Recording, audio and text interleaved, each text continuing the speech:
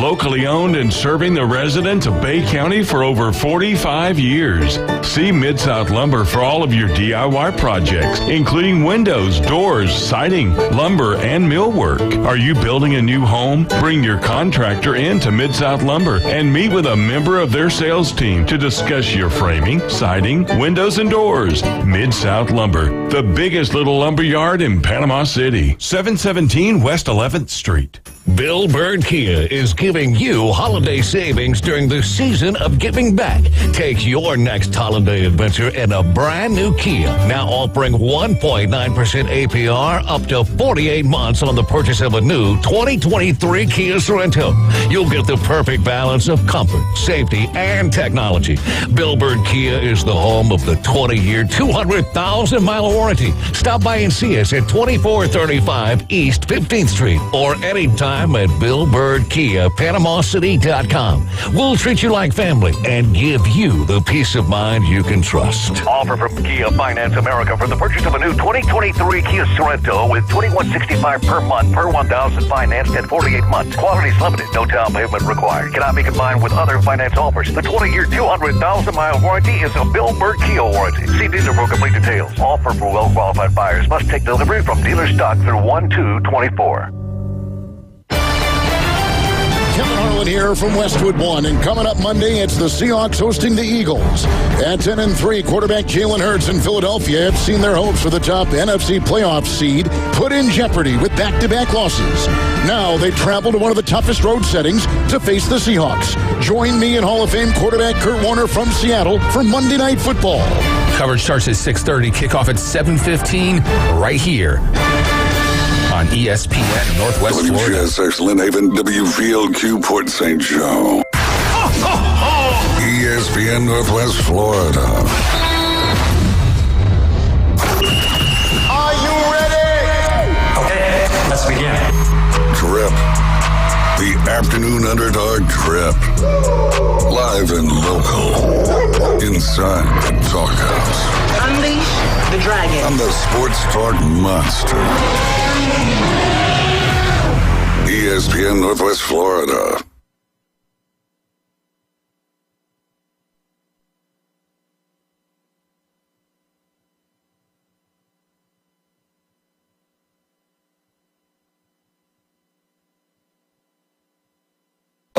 I'm David Hazel. I'm with Coach Brian Haddad and the Bone Crusher. Coach, what is going on this beautiful Monday afternoon? Finally getting a little bit of sunshine here. Yeah. Finally, it really looks a little bit better, but it's Florida. Wait 5 minutes, it'll change. But no, it's good. Got a chance to watch a pretty good bit of football yesterday, which is nice. My Sunday's been pretty busy before this, so. Looking forward to the show today. All right, get us a little swim update here in a little bit, but we will start it off with our local, and we're going to end it off with a little bit of local today. We've got Arnold alum Lexi Griffin. She will join us today at 5:40. She plays soccer right now over there at Southern Miss. She'll join us today at 5:40. We're not going to have Todd Mueller in the building with us today. It's going to be Bill with PCB Hobby for the PCB Hobby Takeover. Y'all having a busy holiday season at this point? Definitely. And, everything being moved into the new shop. It's been a lot of fun. A lot of people coming out just to check that out. But I think Friday night, about 5:30, we had to leave we'd bought a big collection, had to put it in some storage units, but we had to leave.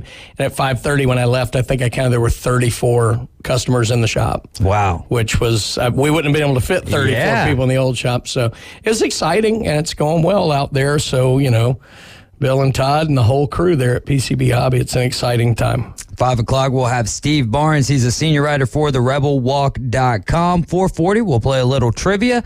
And then at 4:20, it's going to be time for your best and worst of the weekend. If you have a best and worst of the sports weekend, you can text it now to 850-215-6290. This is your local update brought to you by Barbaritos. Visit Barbaritos on 23rd Street. Tell them the Underdog sent you. Barbaritos, food, community, people. We've got girls high school basketball basketball scores from Friday. Rutherford took down Arnold 59-11. Florala beat Laurel Hill 50-42. Bluntstown takes down Sneeds 50-29. Ponce de Leon over Bethlehem 42-20. Liberty beats Alta 48-9. And Franklin ekes out a win over Wakulla 38-35. Niceville gets a win over Choctaw 64-47. In boys high school basketball, Rutherford beats Leon 73-44. Bozeman over Arnold by 30, 74-44. Bozeman's having a lights out season in basketball as well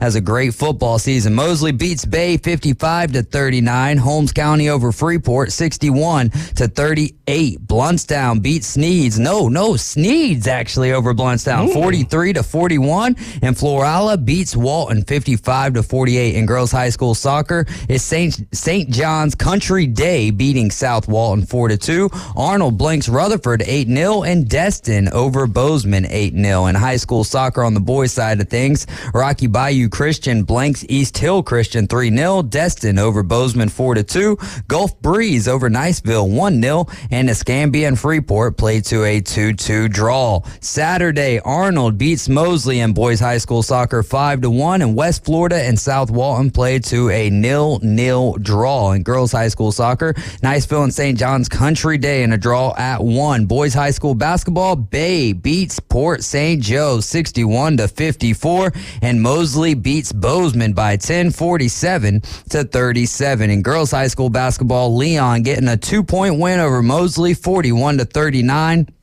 And Rutherford takes down Brew Baker Tech 65-47. Tonight, got a few games in boys soccer, just 2 games actually. Port St. Joe traveling to Mosley. Port St. Joe sporting a record of 1-5. Mosley 2-6-3. They will start tonight at 7 p.m. Rutherford traveling to Mariana. Rutherford's 3-3-2. Mariana with a record of 11-4. They will start that game tonight at 7 p.m. In boys basketball, Vernon, they are 1-8. They're traveling to Bozeman, who's 9-1. That game tips at 7 p.m. And South Walton's 5-4. They're on their way to Mosley tonight, who is 8-2. And that game will start at 7 p.m. In girls soccer, Bay is 5-3. They travel to Port St. Joe, who is 2-6. That game has already started. It started just now at 4 p.m. Rutherford is 4-5, and they're on their way to Mariana, who is 2-6-3. That one starts at 5 p.m. Arnold is 2-6. North Bay Haven will host them, and they are 7-3. That game starts tonight at 7 p.m. Mosley is 8-4. South Walton 7-1. South Walton will host the Dolphins at 7 p.m. And in girls basketball, Bay is 3-6. They are on the road at Holmes County tonight, who is 5-5. That game will tip off at 6 p.m. Again, we've got PCB Hobby and that takeover at 5:20 this afternoon. If you have any questions or any questions for Bill on sports cards, TCG, or coin collecting, you can text that over to us at 850-215-6290. Jaden Daniels has announced that he's going to skip the bowl game, enter the draft. That loses a lot of luster of that Wisconsin LSU bowl game. Where do you think he's going to end up getting drafted? Not what team, but about what position draft-wise? He strikes me as a guy who'll go kind of in the same range Lamar went. And I guess it's probably in my head like that because they're very similar players. But in that, maybe late first, early second, I don't think he's going to be up there. We still don't know what Caleb's going to do. There's an interesting thing out there that Malachi Nelson apparently is in the portal. Maybe that means Caleb's coming back. Who knows? Because you'd think he'd be the heir apparent. Right. I don't know. But let's assume Caleb comes out. All the measurements right now seem to think he's going to be up there, at least in the top 2, with Drake May being the other. I would imagine Jaden Daniels would be probably at the top of that next tier of quarterbacks. Now, will somebody trade up into the top 6 to try and pick up the third quarterback? Usually happens. Outside of that, I think he's probably a late first, early second kind of player. I do think his skills translate to the modern NFL. I'd like to see him put on about 10 pounds just to take some of the abuse that he's going to take. But that's the thing with watching the Panthers, who did end up getting a win yesterday. But when you watch Bryce Young, you're just like, oh, my goodness, man. The size. I don't know. Drew Brees looks small, but maybe it's just because Bryce Young doesn't have the weight that Drew Brees did. I don't know. The other thing was Bryce wasn't an elite mobile quarterback. He was good at the collegiate level. Yeah. But let's say the best guy he faced all year could get him, right? In the NFL, they're all that guy. And so Bryce isn't as elusive in the NFL as I think Jaden Daniels will be. I'll agree to that. So now there's things Bryce does better, obviously, but I don't worry as much about Daniels in that role. I worry more about him just taking the hits because I think they're going to design the offense for him to be very mobile. But his elusiveness should carry over to the NFL because he is elite in mobility. Yeah, watching a little bit of that Panthers and Falcons game yesterday, one thing that kind of sticks out when Bryce Young is running is it looks like he's ready to be hit at all times. Yeah. It's like he's running ready to be tackled. Well, Bryce does a little what Jalen Hurts used to do. He'd do that wide arcing rollout to the right. He doesn't cut that much. When he does, it's highly effective because no one's used to it. But like I saw him get sacked one time rolling out right yesterday. He tried to do a little stutter, but he was clearly going to keep going wide. And the defensive end knew that and just stayed with him, kept good angle, and got him. So, I mean, how about that, though? I know we're talking Bryce Young and Jaden Daniels here, but I'm just sitting here thinking about that. The Falcons giving up that game to the Panthers at this point of the season. When you're in a three-way tie, a win keeps them right there where they need to be in the race for the NFC South, and you can't even get it done against the 1-11 at that, or 1-whatever at that point in time. This is going to sound like an excuse, but dome teams really aren't good outside in awful weather, and it was bad, weather. yeah. But Ritter's a guy who doesn't play with a ton of confidence. His skill position guys in general aren't, the guys who are necessarily built for that. I think Bijan could be, but they're not getting the ball to Algier nearly enough. They're not utilizing Pitts nearly enough, although Pitts takes some plays off too. It's not all on them not getting him the ball. I don't think Drake London was targeted in the first half yesterday. Hey, 28 points prior, and I know fantasy different than on the field, but it still does have some correlation. Had a huge game last week, and this week nowhere to be found. Yeah, and I've seen that with dome teams. When they go into bad weather outside, they really do struggle, so maybe they need to practice that more. But, yeah, it was a pretty half-hearted effort, and, a lot of Atlanta fans are – lining up to put the for sale sign in Arthur Smith's yard. So, we'll see. Yeah, well, back to Jaden Daniels, though, skipping that bowl game. Really, I mean, I feel like if you're Jaden Daniels, yes, you got the Heisman, but you can still go out on one more high note. There's one more piece of tape. But then, if Drake May is not going to play, if Caleb Williams isn't going to play, you can follow suit, or you can be the difference there and have not just the one more piece of tape, but that exclamation point for the scouts. Like, look, I played one more game. Marcus Lattimore. Yeah, I know, Jalen Daniels. Or Jalen Smith. Yeah. I mean, that's what those guys remember.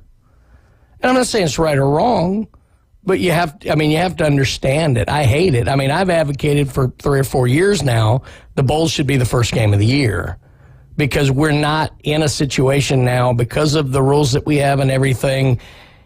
There is no way. I've heard people say tie the NIL to a bowl. I don't think you can do that. These are individual contracts. So I hate it. It's not. We're not going to ever have the system we used to have. So I would rather see us completely change the dynamic of when bowls are and do them up front. Have every team in the country almost open at a neutral site bowl game where hope springs eternal, man. Everybody's got a chance week one. I think that's the thing that I like about bowl games, though, is there's a difference, right? For LSU, Wisconsin, if we get Alabama, Wisconsin next year to start the season up, all right, that's that it's a good game. Yeah. It's a good non-conference game. But I think when you look at bowl games and you see LSU, Wisconsin, after the season that they've had, you see what I'm saying? The season is the build-up for that bowl game. Rather than that's a good point. I don't think it is anymore. I don't think the players view it that way anymore. but it's different. They have access to things they didn't have 20, 30, 40 years ago. I mean, there were guys who, 40 years ago, They went to a bowl game in Hawaii. It might be the only time in their life they ever go to Hawaii. There was different things like that. They may not have ever seen some of these places or been some of these places. Nowadays, you're starting to get out and about more. There's more, cross-country trips that guys take in the beginning of the year. There's certainly more of that goes on with recruiting. They're flying them all over the country, especially the better players. So I don't know if it has the same luster to the players, and the players are viewing this more and more like a contract situation, and they're sitting there looking at it like, I'm playing another game. I'm not getting any extra specific money. Why am I going to put my health on the line? And I don't like it, but I understand where they are based on the rules that they've been allowed to work under. NIL in and of itself is one thing. Transfer portal in and of itself is one thing. The two together are insanity. They have more freedom rights than the NFL players do, who collectively bargain their contracts. They do have a lot more rights. I know, and I know that we're not going to be able to fix bowl games or get it's times are changing, and we'll have to get used to it. So what if we do this then? Make it the best of both worlds. Okay. And you have the bowl game scheduled, so it's LSU Wisconsin. You play that at the end of the year, but that's also your opening game of the year. You mean the record counts for next year? No, the record doesn't count for next year. You play that game, but you're more than likely going to have a B squad going up against an A squad. But then that's your opening game. That's your opening game for, say, 2024. And then that one would count towards the season. You make it that? Yeah, I think that's fine. What I would do is I would actually create an entire selection show out of it. ESPN is tailor-made for this thing. Have the ping pong balls. Basically, let's say you take every 16 teams. So 1 to 16, 17 to 32, whatever, from the previous year's finish, and you do a ping pong ball draw. And, you might have Alabama pop up against Ohio State. Whoa, how about we start the season with that? Yeah. It would just be a whole fun show, and I think you do it like that. You do it in the first week of February. All right, so you finish the national championship. Now you got a whole nother news cycle around college football. Do it first week of February, and now everybody can plan for that last week of August, first week of September trip to wherever and go do that thing. So, I think the bowl game aspect, or not the presentation show aspect of it would be good. Bone Crushers, is he on the line with us? Coach Olds, you were riding with the Afternoon Underdogs. Tell me what you think about bowl games. I think and I'm selfish as a dad sometimes, they're the best Christmas gifts for my son. So I like the bowl structure as it is. There's things that we can entice the people to play a little bit longer, but you can't beat a bowl game right down there in Orlando, right in Tampa, Mobile, all these places. There's a short drive. I've been able to take my boys to a lot of them, and the prices are pretty good. Probably because a lot of people are not going to the bowl games, but for me, selfishly, I like having that as a good Christmas gift for my boys. I like still going such to a great them. point, though, is the family side of it, That's though. true. So maybe it's a blessing in disguise, because normally tickets are just outrageous, and especially a postseason event, but because they're a little bit since they're not as popular right now, they're cheaper, and that's great. They are, and I've been to the Mobile Bowl a couple of times, and it's wonderful. Even when I don't know either of the teams playing, I go have a good time. Still it is football. Cheap. For us, yes, it's great being in the Southeast, because right now that's where all the bowls want to be, Southeast, Southwest. From a national perspective, doing it early would open it up to the rest of the country. Now, that's not great for us because we've got them all jammed in our area, which is good. So the other thought I had to that was we're thinking about it in terms of the 4-team playoff. There's already enough spotlight on that. You're adding another week and 8 more teams now to a 12-team playoff. All of the focus at the end of the year is going to be on the playoff. So I just worry that it's just going to diminish more and more and more. I'm with Coach. I like going to the Mobile Bowl. I just think overall with college football in general, I think the genie's out of the bottle on that, and I would just try and find a different way to do things. Coach Olds, would you like to see bowl games at the beginning of the year rather than the end? As far as the view, we still have bowl games at the end of the year, but with implications. The regular season prior has the implications on what bowl game or what season opener you have in 2024.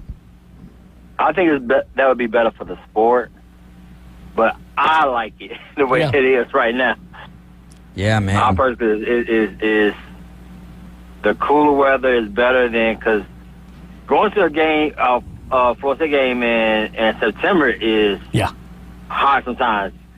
I tried that in August. Usually it's going to be.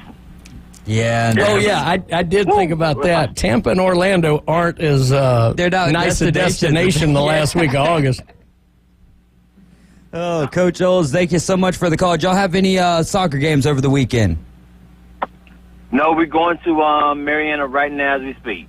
All right, Coach. Well, good luck. Good luck, Coach. Yes, sir. Have a great evening and a safe trip over there and back. All right, thank you, so much. Thank you. All right, that is Coach Olds with the boys Rutherford soccer team as they are on their way to Mariana. Any bowl get? Well, we got Old Dominion. Who would have thought that Old Dominion would be whooping up on Western Kentucky? I mean, I know we don't know a lot about those teams, but when you say Old Dominion and you think maybe basketball, but Western Kentucky, you think Bailey Zappi, even though Western Kentucky is climbing back in. It's got 11-10 left to go in the game, and Old Dominion up 35-21. Western's been really good. They've been kind of that bridge school for transfers because they're kind of an up-and-coming school, so they'll get a lot of guys who maybe were late developers, went lower level, and they'll get them to come in there. By the same token, they're the jumping off for guys to become a lot better because they've got a pretty good staff there. They're an hour north of Nashville. I mean, Western is in a good spot, and then those guys jump off and go to bigger Power 5 schools. Old Dominion, all I remember about them is Chris Gatling playing basketball for them back in the late 80s, early 90s.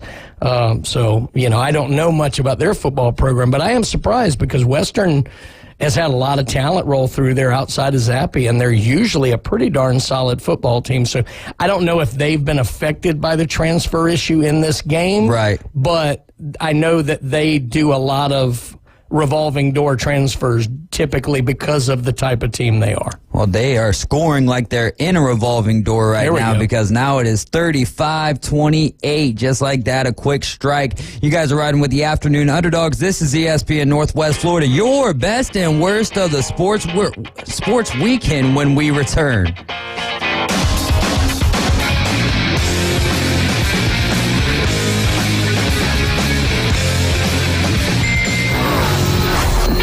Take ESPN Northwest Florida with you everywhere you go. Anytime, anyplace, anywhere. The sports talk and live play-by-play doesn't have to end when you get out of the car. The ESPN Northwest Florida app streams your favorite sports talk hosts and the biggest games in ultra-high fidelity. This is of utmost importance in travel. Take the sports talk monster with you anywhere you go. Available for Android and iPhone. Use it anywhere or any place. Good afternoon. This is Joanna with your latest forecast on ESPN Northwest Florida. The remainder of the day, clear and a temperature of 63 with wind 10 to 15 miles per hour out of the northwest. Clear skies tonight, a blustery wind and cool near 42. Sunny and 53 tomorrow. 56 and some clouds with a gentle breeze Wednesday. Thursday, some sun and a temperature about the same at 59. This is your Monday's weather brought to you by Earthworks of Northwest Florida. Thank you for keeping that dial on ESPN Northwest Florida. Rely on it. If you spend any time at all in your yard, you're going to encounter fire ants. We know they can ruin a party. That's why we're this area's experts at fire ant elimination. As your certified top choice professional, we will rid your yard of these unwanted invaders. Brock Pest is so sure they will get rid of fire ants that they offer a 1-year guarantee. Enjoy your yard fire ant free. We guarantee it. Give us a call for your free consultation. Brock Lawn and Pest Control, our family protecting yours since 1968. Are you tired of hearing 2 weeks when you call to get your boat worked on? Hey folks, it's Chris Kramer with Kramer Marine and Outdoor, and we'll get you in and back out on the water as quick as possible. We're a full-line Yamaha outboard dealer and Suzuki outboard dealer, and we have master-trained certified mechanics on site. So if it's just an annual service, electronics install, trolling motor install, or all the way up to a full repower, we can take care of you. So stop by and see see us in the corner of Frankfurt and 23rd next to Bill Kramer GM. Or call us at 850-851-0453. Don't call it a podcast. Frequency modulation is a big step forward in radio. Broadcasting live from the world's most beautiful beaches. The Afternoon Underdogs on ESPN Northwest Florida. You're back in the doghouse riding with the Afternoon Underdogs. I'm David Hayes along with Coach Brian Haddad and the Bone Crusher. This is ESPN Northwest Florida, 104.3 here in Panama City and 101.9 in Port St. Joe. This is your best and worst of the weekend. You can give us your best and worst of the weekend by texting it to 850-215-6290. So, Brian, we're going to need to get your best and worst of the weekend, but we'll go over to the Facebook comments first and start over there. Summer says the Bills beat the Cowboys 31-10, but her emoji is not that one of positivity. She says she doesn't have a best, but how about that game, though, man? Bills absolutely dog-walking the Cowboys. The Bills played with an edge in that game that I have not seen since the early part of the season, where we thought the Bills were the best team in football. Mm-hmm. They were out to make a statement in that game. Every play, they were going 110 miles an hour. And it got a little chippy at times, but that was a team that was fired up and ready to go, and that was fun to watch. And I just think it caught Dallas like a little bit off guard. I mean, this wasn't the Bills team we've seen for the last couple of weeks. This was the Bills team, like I said, we saw around week 4. Yeah. So it was awesome to watch. I mean, I wasn't necessarily like rooting for I wasn't doing a Stephen A. Right. Hoping for the Cowboys to lose, but it was fun to watch a team play with that kind of swagger. I do have to be somewhat honest here. Mm-hmm. Well, no, I got to be honest in general, but I'm just saying. So I can't say that it wasn't that fun to watch, and here's why I say that. Because around the third quarter with about 5 minutes to go, I'm like, man, these games are kind of all... The Commanders ended up jumping back into that game against the Rams, but all of the games were kind of getting out of control. The 49ers felt like they had a pretty good grip on that one against the Cardinals. So I was like, I'm going to go ahead and take me a little cat nap. So I did. So I took about a 40-minute nap, but I did get to see the majority of the butt whooping that the Bills gave the Dallas Cowboys, and then I took that nap. And those are the good ones when they're like a quick, like 30-minute nap. No, I'm talking about my nap right now, like a 30-minute nap, and then when you wake up, you're like, man, that was good. And you think you're out for like 4 hours. Yeah. And it was just nothing. But no, I mean, I get it. The game itself wasn't fantastic because it wasn't a back and forth tight battle, but I just like seeing a team that's playing that dialed in. Like, that's what football in the zone looks like. You have a pitcher who's in the zone, he can locate everywhere. A basketball, Jordan in the zone, just can't miss. Doesn't matter where. Steph Curry, guys like that. That's what a football team in the zone looks like to me. I mean, everything just looked right. And I had James Cook on my fantasy team, so that made it better.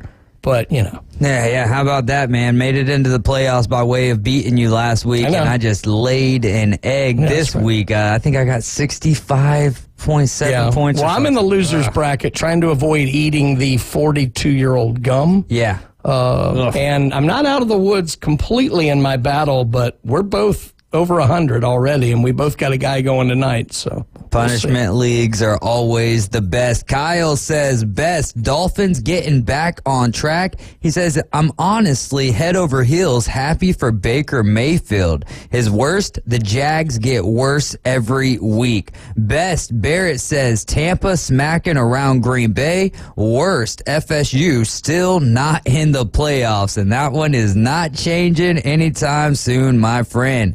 Denise says, the best was the Rangers win. This is my aunt. My aunt Stick is what we call her. The best was the Rangers win against the Bruins Friday night. The worst was the Bears' failed Hail Mary attempt against the Cleveland Browns yesterday. Wow. That one was wild. I mean, the Bears kept fighting in that game, and then to get down to a Hail Mary position, first off, I didn't know if Justin Fields was going to overthrow that thing or not, and then Darnell Mooney right there in his lap, and just wasn't able to corral it. Everything about that play worked except the final catch. Yeah.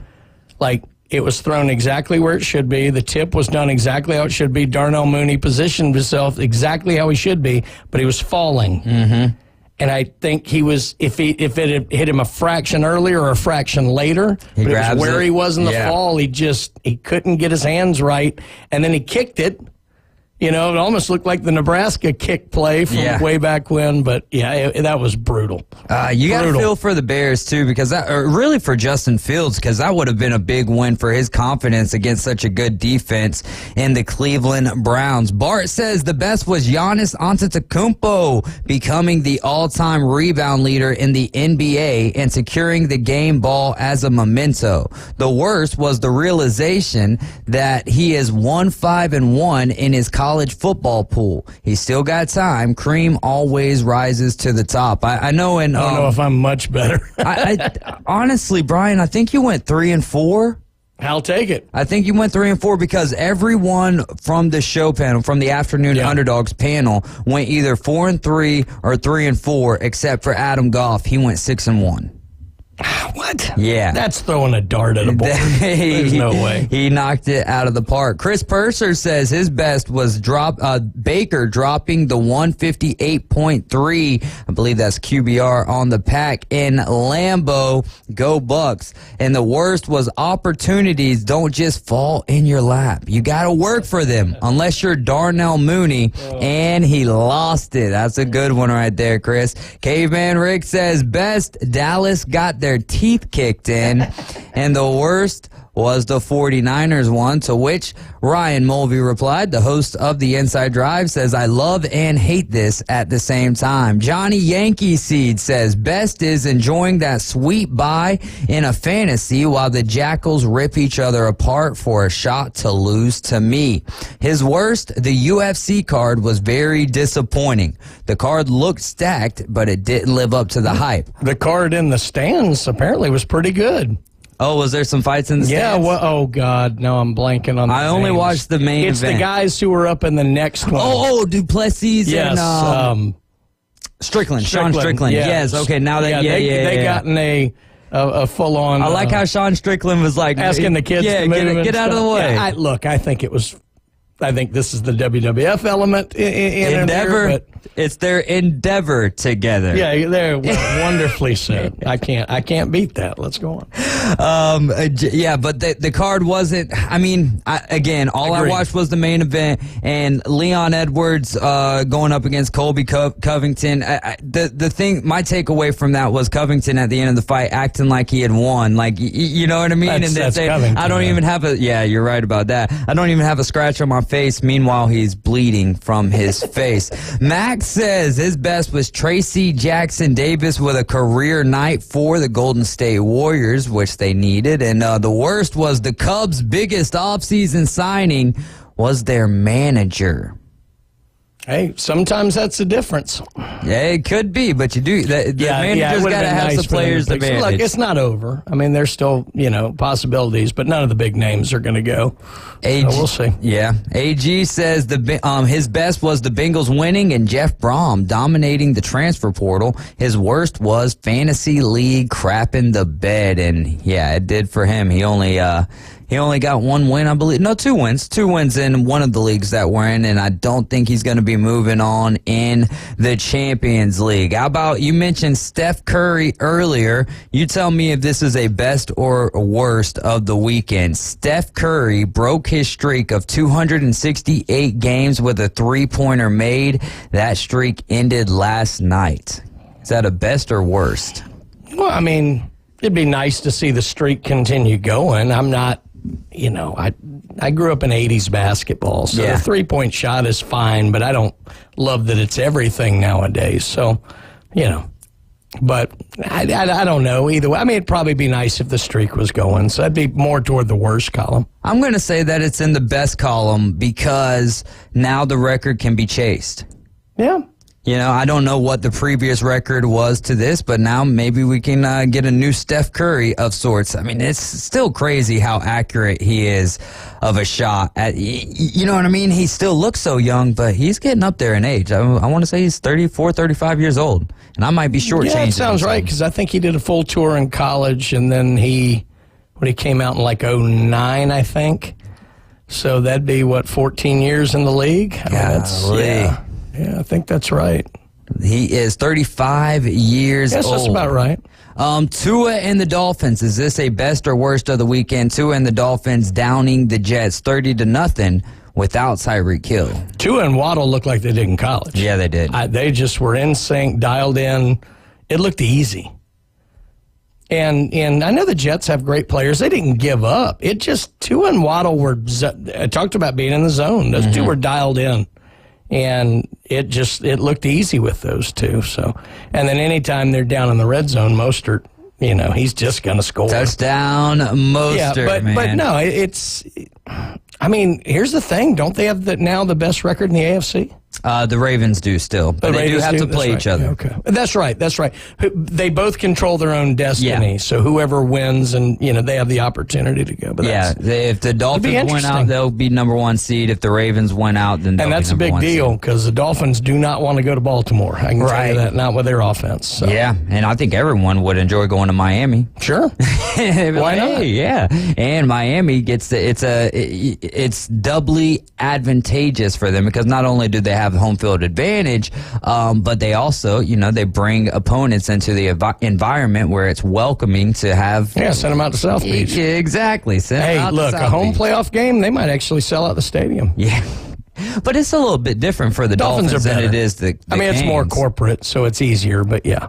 I'm interested on this one, and you might take this one and run with it. Shohei signing with the I'll say that's the best of the week as well. That Tua really needed that game, especially for Dolphins fans. I don't think that it mattered with Mike McDaniel. I don't think that his job was in any type of jeopardy yesterday. But for the Dolphins fans who are like, well, last week we didn't have Tyreek Hill, or Tyreek Hill got injured, and we looked like trash against the Tennessee Titans, and they're a garbage defense. I think he needed this game to kind of settle the fans down against a good Jets defense, and then for them to have the output that they had, and then the connection, as you mentioned, with Jalen Waddle and Tua, that was huge. Well, let me expand on it this way. My best might be the fact that we actually have multiple teams vying for the top record in the AFC, and it's not just the Chiefs again. And I got nothing against the Chiefs. They need to be in the mix. Mm-hmm. But we had all those years of Patriots, and if it wasn't Patriots, it was Colts. Mm-hmm. And then it's become Chiefs. Or Steelers sometimes. Yeah, but it's been like,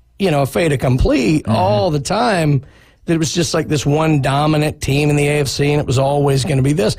I love the fact that we have a couple new teams on the block. And, Ravens have made the playoffs, but them being in play for number 1, the Dolphins being in play for number 1, that we're all freaking out the Chiefs because they've dropped 3 games in the last 5 or something. Mm-hmm. Everybody's freaking out. I just think it's good for the AFC that it's a little mixed up like that. And quite frankly, the NFC's going week to week too. I still think the Niners are the class of the NFC, but there have been weeks where you could argue that as well. Now, some of that was when the other guys were injured. So I'm liking a little more of the parity I'm seeing certainly on the AFC side, and I think that's a good thing. Well, you got the Niners and the Ravens. That'll be Christmas Day. Mm-hmm. That'll be to wrap up Christmas Day. Yeah, that's going to be huge. You got the Cowboys and the Dolphins coming up, I believe, this week. So and the Dolphins and Ravens we talked about. Yeah, definitely. Yeah, so, you're getting a class of the AFC and the NFC going up against each other. So we can, there's all that I just talk like, about. Again, that it's not just Kansas City and everybody else. I do too. I think we all do. And I don't have any problem if Kansas City makes it through the playoffs. It's nice to see it different. Yeah. And here's the other thing is I'll take, if people are deeming a season like this to be a lack of quality football, I'll take the lack of quality football to get results like this. Yeah. If that makes sense. Like, give me something that's true. Yeah, give me something that's spread even across the board rather than this team is so much better than every other team. Especially for a long period of time, i.e. Alabama in college football. I agree. And look, I want Alabama in there every year. Yeah. But I haven't had any problem with these other teams being in there if I felt they deserved to be in there. That's just the way it is. But it is good. Like I said that about college football this year.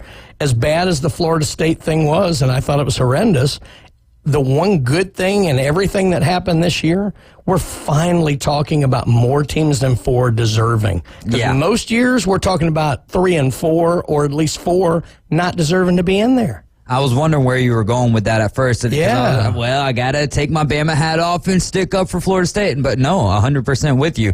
And I mean, maybe make the argument for close to 8 teams. But I think you've got a real legitimate argument for 7 teams to be capable of being national champions. Just quickly, if you had this as your playoff, would you be that disappointed? Georgia, Ohio State, Florida State, and Oregon. No. It's a pretty good 4 teams. Right. Yeah.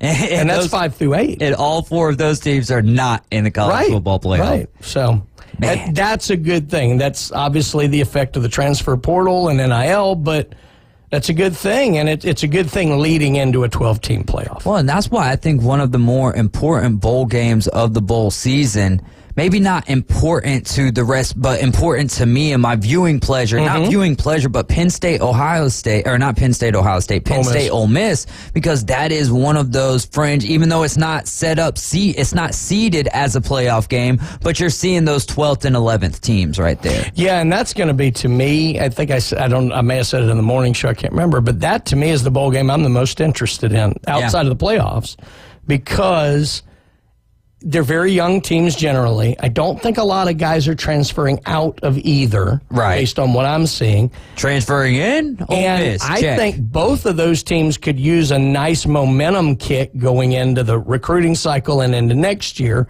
So I think that might be one of the best played bowl games there is. We'll see. We will have to see. All right, how about Shohei Ohtani, best or worst of the week? Of the sports week, him signing with the Dodgers. Best contract move in history. For him. Best agent move ever. I want you to do this from the perspective of as a baseball fan, a fan of the game.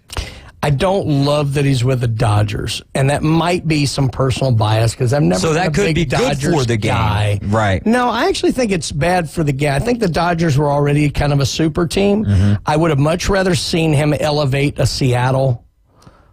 Bring a San Francisco back. Yeah. I never thought he was going to go east, and I wouldn't have liked him on the Yankees unless it was just him. I mean, him and the Bronx, there's something to that. Right. I never liked the idea of him being with the Cardinals or Cubs. It didn't work. Padres, they were going to, with the death of the owner, that was a different kind of deal. I would have liked to have seen him go to the Mariners, and now he and Julio elevate them into that top tier program, because the Mariners are the team that, they set the record 0-1 and didn't even get to the World Series. I think that's something that's been there. So I would have liked to have seen that. So I don't love that he's with the Dodgers.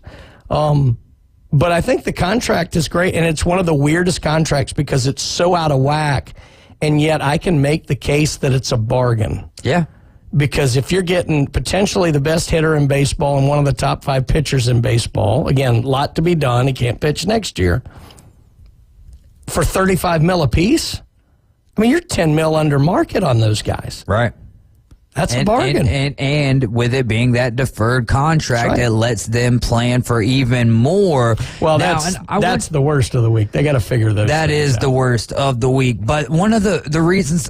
You mentioned going somewhere and building that, but he was with the proclaimed by baseball fans best player in the game, and they couldn't move the needle. I wonder if that's where he kind of, I don't want to say he gave in, but he was like, I really do want to win the World Series, and my best opportunity is going to be with a team who said our last 6 years were a failure because we only got 1 World Series out of that. From his end of things, I totally understand. Yeah. I like the Mariners team. They were a playoff team a year ago.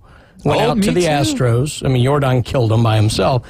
And then this year, they were close. They kind of dropped off. They got to solve a few things with some arms, and they got to teach Julio to wake up before July. But other than that, I just like their squad. And I'm not a Giants guy, I even like the prospect of him there. I just think that works. The Dodgers, I just felt like it feels a little like the NBA, where the guy's trying to create the super teams. Yeah. And I'm a Yankees guy. I understand the Yankees have patented that for, back to the early Steinbrenner days. But I don't know. I just would have liked to have seen him somewhere else. But look, if the Dodgers go on historic runs and play phenomenal baseball that I enjoy watching. Even if I don't like them, I can respect and appreciate what they do, then great for the game. Well, you can always respect and appreciate what it is they're doing while at the same time putting them in that villainous role. Yeah. And I think that that's an important thing in sports. I mean, the Patriots were so fun to root against, and now you feel bad for them. It's almost like that one of those, oh, bless your heart. I'm just glad he didn't go to Houston. Yeah. That would not have been right. Man, because the Astros, but I don't know. The hate has kind of been worn off, I think, for the Astros for me now. To this point. I don't know. I've never really liked them, so maybe it's a long, lingering thing. Baseball fans, how do you guys feel? 850-215-6290. Are we still hating on the Houston Astros for their cheating scandal? You're right. Trash throws. You're right with the Afternoon Underdogs. This is ESPN Northwest Florida. We'll be right back.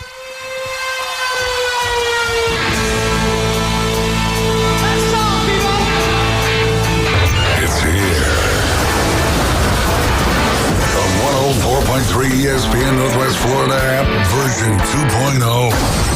Now featuring ultra high fidelity. You'll feel like you're in the game. Plus more opportunities to win weekly prizes from local businesses when you click it to win it. Download the 104.3 ESPN Northwest Florida app today at Google Play or the Apple Store.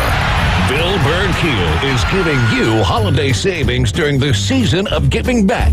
Take your next holiday adventure in a brand new Kia. Now offering 1.9% APR up to 48 months on the purchase of a new 2023 Kia Sorento. You'll get the perfect balance of comfort, safety, and technology.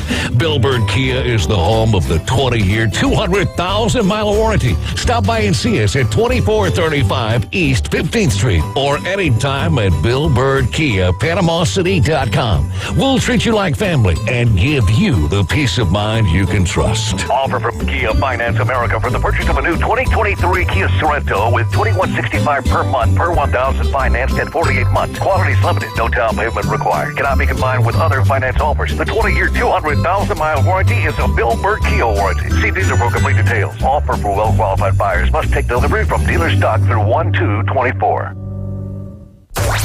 Now back to the most dangerous afternoon show on terrestrial radio. It's dangerous. It's illegal in 5 states. The Afternoon Underdogs. 104.3 ESPN Northwest Florida. And we are back. This is the Afternoon Underdogs on ESPN Northwest Florida, 104.3 here in Panama City, 101.9 in Port St. Joe. You can give us a call or text today at 850-215-6290. In the next segment, we're going to be joined by the senior writer for the RebelWalk.com, Steve Barnes. At 5:20, we'll be joined by Bill Shriver with PCB Hobby. And then at 5:40, we're going to have Lexi Griffin. She plays soccer over there at Southern Miss. She graduated from Arnold in 2022. On this day in sports history, not a whole lot unless you're a soccer fan, so I didn't bring up very much soccer though. 1988, the Seattle Seahawks win their first ever division title with a record of 9-7. In 1994, on this day, Darryl Strawberry pled not guilty on tax evasion charges. And then in 2022, last year on this day in the FIFA World Cup final at Lusail Stadium in Qatar, Argentina beat France 4-2 in a penalty shootout, and the teams were locked 3-3 after extra time. Don't bring that one up. That's such a bad day for me. Why is that? Why was it a bad day? Because I had a futures bet on France. Oh, man, bad at like bet. plus 800 or something, which I couldn't believe I got them at that. Bad bet. They were getting crushed at the half. I can see this again. Uh-huh. And all I get to see is Messi and Argentina just put them. I still haven't gotten over it. Leo, did you messy in that particular instance?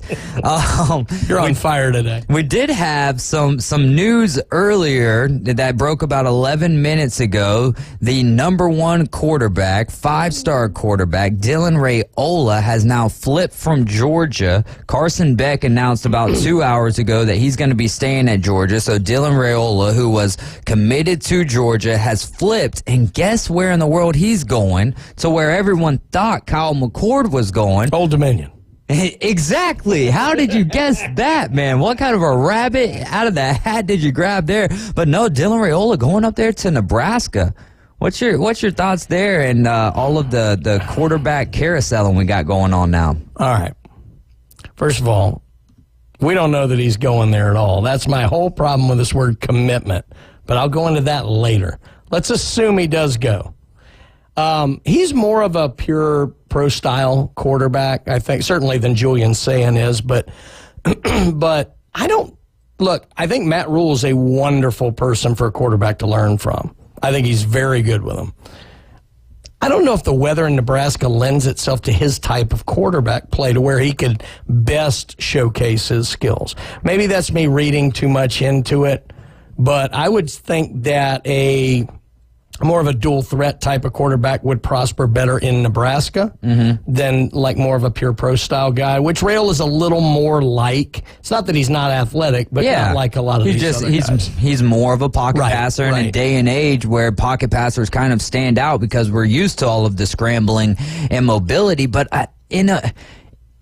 up there in the Big Ten, which might change dramatically with the addition of Oregon and Washington and UCLA and USC, but especially on that western side of the division or western side of the conference, you get a lot of heavy run games. And with that, I think that a pocket passer is not better, but is normally used, is stereotypically used when they're like Iowa, yes for example. No, I mean, if you're running out of the old standard eye, then yeah, but now they're utilizing the quarterbacks in this, RPO, triple option type, Iowa whatever. Sure enough did. Yeah, sure. So, I mean, well, they just play defense on both sides of the ball, that's all. But I just don't know. But the other thing that gets me about all this, all right, so Raiola was first committed to Ohio State, right?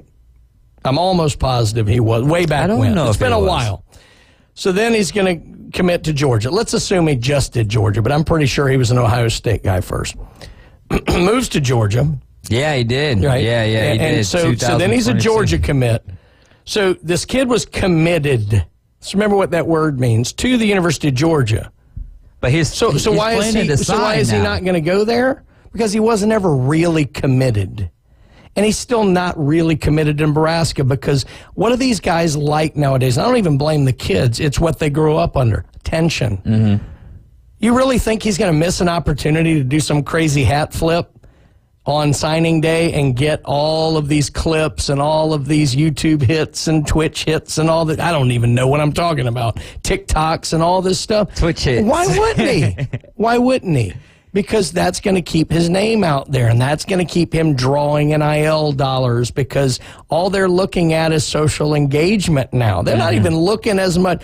That's why the Livy Dunn, she's a good gymnast. She's not the best gymnast in the world. They're looking at her Instagram followers. They're looking at all this stuff. So I think these guys are addicted to attention, and so the word commitment doesn't mean so I don't get all up in arms that he flipped his commitment because I don't believe he was truly committed. If you're committed, you're not looking at anybody else.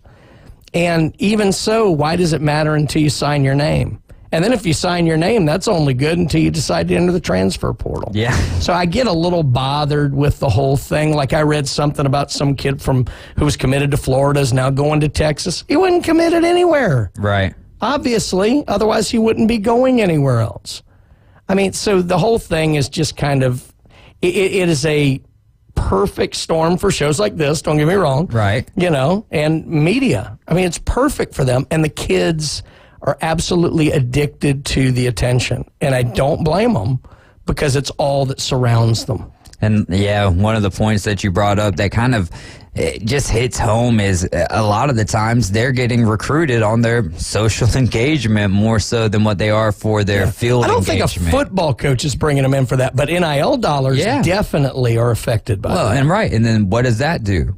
that controls where that kid is going. Not controls literally speaking, but a lot of the times it's the driving force. What you don't hear a lot of are the kid, and I'll use Julian Sand as an example because you've heard nothing about this kid. There's a lot of people don't even know who he is. Right. And some he's still ranked the number 1 quarterback. Some it's Raiola. I think ESPN has Sand at number 3 and Raiola at 4. Overall, 3 and 8 overall. Yeah. Top quarterback, whatever. The reason you don't hear about Sand in the news and no one knows who he is because he doesn't keep flipping his commitments all the time. Yeah. So, and now he may, who knows, he may get Auburn on signing day. I don't know. But the point is I think there are kids who are addicted to being in the news. Yeah. And having engagement and people talking about them. And I think that's why you're seeing the abundance of all this stuff. Justin says Dylan is only going to Nebraska because he has family that coaches there.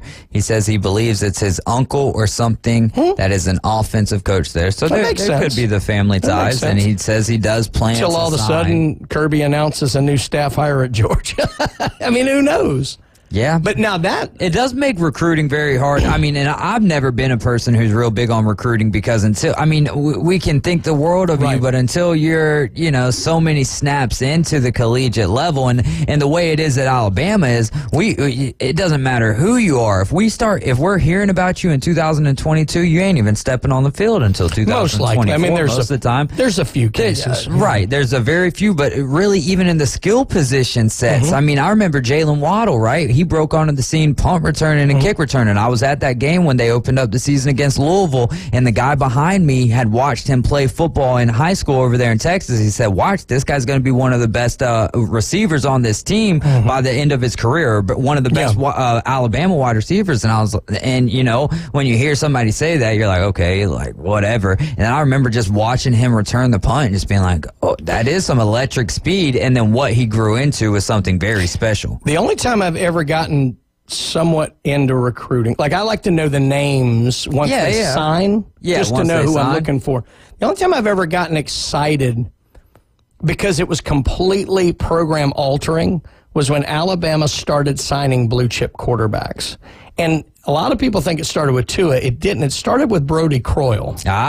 Rainbow City, Alabama. Because he was big-time blue chip quarterback, and it was kind of, everybody knew he was going to end up at Alabama, but that was the first time, because Alabama always had manager quarterbacks, stud running backs, stud linebackers, stud defensive backs, whatever. They had a formula. The fact that they were going after big quarterbacks was a big deal. And then when Lane came in and started changing the offense, bringing in the guys like Tua, even beyond Jalen. Yeah. The guy, and before him, the Burnett kid was supposed to be a stud, or Barnett. I can't remember which one it was. Barnett. Yeah, and then into Tua, and then into Bryce, because Mac just kind of slid in there. But now you're going out and you're getting the elite quarterback every year, or at least one of the 2 or 3. That was program altering. So I do remember kind of following that and being like, wow, this is different. Right. And that's interesting. But outside of that, like I said, it's just kind of a thing. Signing day's been on TV forever, but now with instant social media, what you used to get on signing day, you're getting all year now. Right. Yeah. Hard to keep track of, and then it changes so dramatically so often that it's very easy to get confused. From Justin, he sent a screenshot here. His father, Dominic, was an All-American. This is Dylan Raiola's dad, Dominic, an All-American offensive lineman at Nebraska, and his uncle Donovan is the school's offensive line coach. So Raiola told ESPN that he firmly believes that Nebraska is in his blood. It's a great opportunity to be a part of something bigger than myself. And I think obviously with the news, Carson Beck's going to be staying for another year. I mean, that the road's pretty much wide open in Nebraska. Even if Carson Beck was leaving, that doesn't make the door wide open or the road wide open to QB1 at Georgia prevalent. I mean, Lord, no. I mean, Brock Vandegrift was a super star recruit, and he never saw the field there. Look at it this way. 2 things happen. One I'm sure of, one I'm not. Okay. Matt Rule coming in certainly changed the game, opening Nebraska up to Dylan Raiola, because I don't think he was going there before that. I mean, even with Frost, I don't know that Frost was the type of whatever. Yeah, if Frost would have had success in his first 2 years, but I mean, Matt Rule coming in, say what you want about his record in the NFL. The guy head coached in the NFL. Mm-hmm. So if you're somebody who wants to get to the league, you want someone who's been in the league dealing with you. The second thing is the thing I'm not so sure about, but I'm willing to bet on. All of a sudden, Nebraska came up with the money necessary to get him. $1.5 It doesn't mean they had to have outbid everybody, but they had to get to a point to where he would consider going to Nebraska for all of the other reasons. Right. And that means they finally got the money together to do that. Which and he had a presser about that, or released a statement about that. It takes about $1.5 million to $2 million to get your guy. Well, here's the question.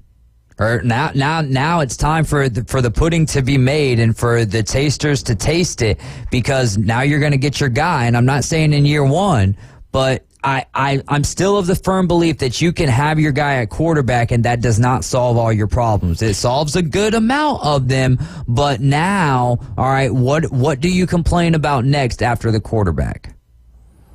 If you're Matt Rule, right? I'm just saying that you get your guy, and you can have the best quarterback over there in Nebraska. Yeah, that's and I true. don't think that you're going to be hanging with the Michigans and Ohio States of the conference, and now your Oregons and your Washingtons. Here's what it helps him do. Yeah, it helps him recruit the portal. Yeah. Because now you can say, look, we got a 5-star guy coming in here. But no, getting him, getting him. But it's going to help him get receivers out of the portal, tight ends out of the portal, running backs, because now the field's going to be open. But I'm not, and that's why I'm not talking about year one, though. Yeah. I'm saying in year two, all right, and it's still not going the way that you want. You see what I'm saying? Just transfer somewhere else. Right. Well, that's exactly where they're going to go. But that's what I'm saying is it's going to be interesting how long, you know. Yeah. Everyone always talks about the quarterback, and there's just so much more to it than that, and especially when you're in the Big Ten. But you know conference. why these kids aren't worried about that? You never hear the stories about the kids who go into the portal and don't get picked up. Right. You never hear about that. Yeah. And there's a lot of them. And you know, it just, you don't hear those stories. And if you heard those stories more, it might give people a little more pause in their decision making, because they're making emotional decisions about something that you need to be completely dispassionate about. We are getting the boot. Hour number 2's up next. You're riding with the Afternoon Underdogs, listening to ESPN Northwest Florida. ESPN Northwest Florida is already your home for the most live and local sports talk. And now we're taking... Oh, he got all of that one. The Inside Drive. Ryan Mulvey, middays, 11 to 1 inside the Bill Kramer Chevrolet Buick GMC and Kramer Marine Outdoor Studios. The latest reactions to the biggest stories happening right now. Plus, interviews, sports betting, and your calls. You gotta be pleased with that. On ESPN Northwest Florida. This is Joanna with ESPN Northwest Florida. Here is your weather forecast on this Monday evening. As we head into tonight, clear skies and a low of 40 with a brisk wind out of the north at 11 miles per hour. For tomorrow morning, sunshine and a temp near 47. In the afternoon and evening, a wind at 8 to 12 miles per hour, clear and a high around 52. For Wednesday, some clouds and a high of 56. This weather forecast is brought to you by Ellis Agency Insurance. Thank you for keeping that dial on ESPN Northwest Florida. Rely on it. With over 65 years of combined experience, Instant Replay Sports Cards is happy to help you take your collection to the next level. They carry all the new hobby boxes, signed memorabilia, and supplies. New and vintage cards in Pokemon. They sell and trade cards and are always looking to buy. They're an authorized source for Topps, Panini, Upper Deck, and Leaf cards. Instant Replay Sports Cards is open 7 days a week at 752 West 23rd Street, down from Academy Sports. It can always be reached at InstantReplaySportsCards.com. Chuck was terrible at fishing. He spent many frustrating hours attempting to get results he saw from internet videos, aggravating trial and error fishing trips, and misguided advice from well-intended friends. Chuck is happy now with his newfound success after he visited Bay Breeze Bait and Tackle, where we keep fishing fun, simple, and successful. See us soon at Bay Breeze Bait and Tackle, located directly off Highway 98 on the west end of Panama City Beach. Home to the NFL. WGSX Lynn Haven. WVLQ Port St. Joe. ESPN Northwest Florida. Kevin Harlan here from Westwood One, and coming up Monday, it's the Seahawks hosting the Eagles. At 10-3, quarterback Jalen Hurts in Philadelphia have seen their hopes for the top NFC playoff seed put in jeopardy with back-to-back losses.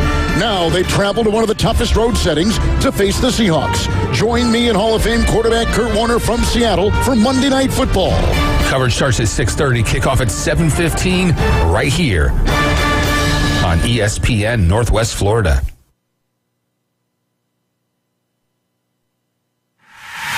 Are you thirsty? Oh, yeah, baby. The Afternoon Underdogs. Hello. Oh, hello. Call or text now. Hello. 850-215-6290. Is anyone there? ESPN Northwest Florida. And you are back in the doghouse. This is hour number 2 of the Afternoon Underdogs on ESPN Northwest Florida. 104.3 here in Panama City, 101.9 in Port St. Joe. We're going to go over to the phone line. We've got the senior writer for the rebelwalk.com, Steve Barnes, on the line with us. Steve, do you have eyes on this overtime game in the famous Toastery Bowl? Actually do not. It was like 28-0 when I first watched, and I turned it off. Yeah, Western Kentucky battled back. They've got it tied up in overtime. Old Dominion's got the ball on the 2-yard line, first and goal here, but a great, valiant effort there from Western Kentucky to battle back in the game. Well, I love Western Kentucky because, I've covered a couple games there, and if you've never been to Bowling Green, great little town. And the quarterback, Austin Reed, who I'm not sure was playing today, he started his career at West Florida, Division II school in Pensacola. Well, how about that? Speaking of quarterbacks, Dylan Raiola just flipped his commitment from Georgia to Nebraska. Are you surprised in that flip there? I'm never surprised with a flip from a kid, from a commitment, because, I don't think they think commitment is a verb. they just think, hey, I'm going to say I'm doing this, but then I can do this later. It doesn't matter. So no, that doesn't. Golly, Ole Miss just got one from a kid who's been committed to A&M for a year. Okay, well, if you're so committed to A&M, why aren't you going to go to A&M? Yep. I can half understand it when you've had a major coaching change or something. I get that, but I just went on a 20-minute rant last segment with David about the whole thing that I think the kids are addicted to the attention, and why wouldn't they be? Because they're surrounded by it all the time. And if you're not constantly changing your commitment or updating this or whatever, then no one's talking about you. We just talked the kid at Alabama, the Julian Sayin, who's like the top quarterback in the country according to some rankings. No one ever talks about him. No one's saying nothing about him. No one's saying anything. That's right. But because he's not constantly flipping his mind, Well, Brian, think about it. You're an 18-year-old kid. You want attention. Oh, yeah. Oh, I don't blame the kids. Yeah, in the lunchroom, in the gym, in the classroom, you want the attention. And, these kids, they aren't any different. When people make, these commitments when they're like a sophomore in high school. Yeah. Are you kidding me? You're going to change your mind about lunch 3 times. Yeah, I know. It's crazy to me. It's like I said, we took the absurdity of signing day is at least 40 years old with the table and the hats and all the nonsense. But it was one day. We've taken that now, and it happens all the time because of social media and the internet and everything like that. We have the same nonsense every day of the year, it seems like. Well, now it's doubled because you have the transfer portal. That's right. It's like, okay, I committed here. I said I was always going to be, say, Alabama. But now, 2 years later, I'm saying, you know what? I think I'm going to be Tennessee. Yeah. Well, let me pivot off of the portal here because I got something I want to talk to you about. I'm curious as to your... Oh, God. Yeah, well, I think you probably know where I'm going because I want to hear your take on this because obviously it's going to benefit your team over mine, but I'm curious your thoughts. DeCamerion Richardson is transferring from Mississippi State to Ole Miss. And look, I'm all about I think it's a good move for the kid. I think Ole Miss is a team that I think is going to be top-notch next year. I think is a favorite to make the playoff next year, not just hopeful. And I understand why he's doing it. But I don't know, Steve. I just have issues with major in-state rivals flipping from one to the other. I think it brings bad blood to an already bad blood game. Sounds like a good thing to me. I don't know about you, Steve. What do you think on that, Steve? I just don't love these. Well, remember when AJ signed from Starkville? Oh, he was hated in Starkville. I mean, anytime you went home, he was just, not quite spit on, but close. This is about the same thing, but,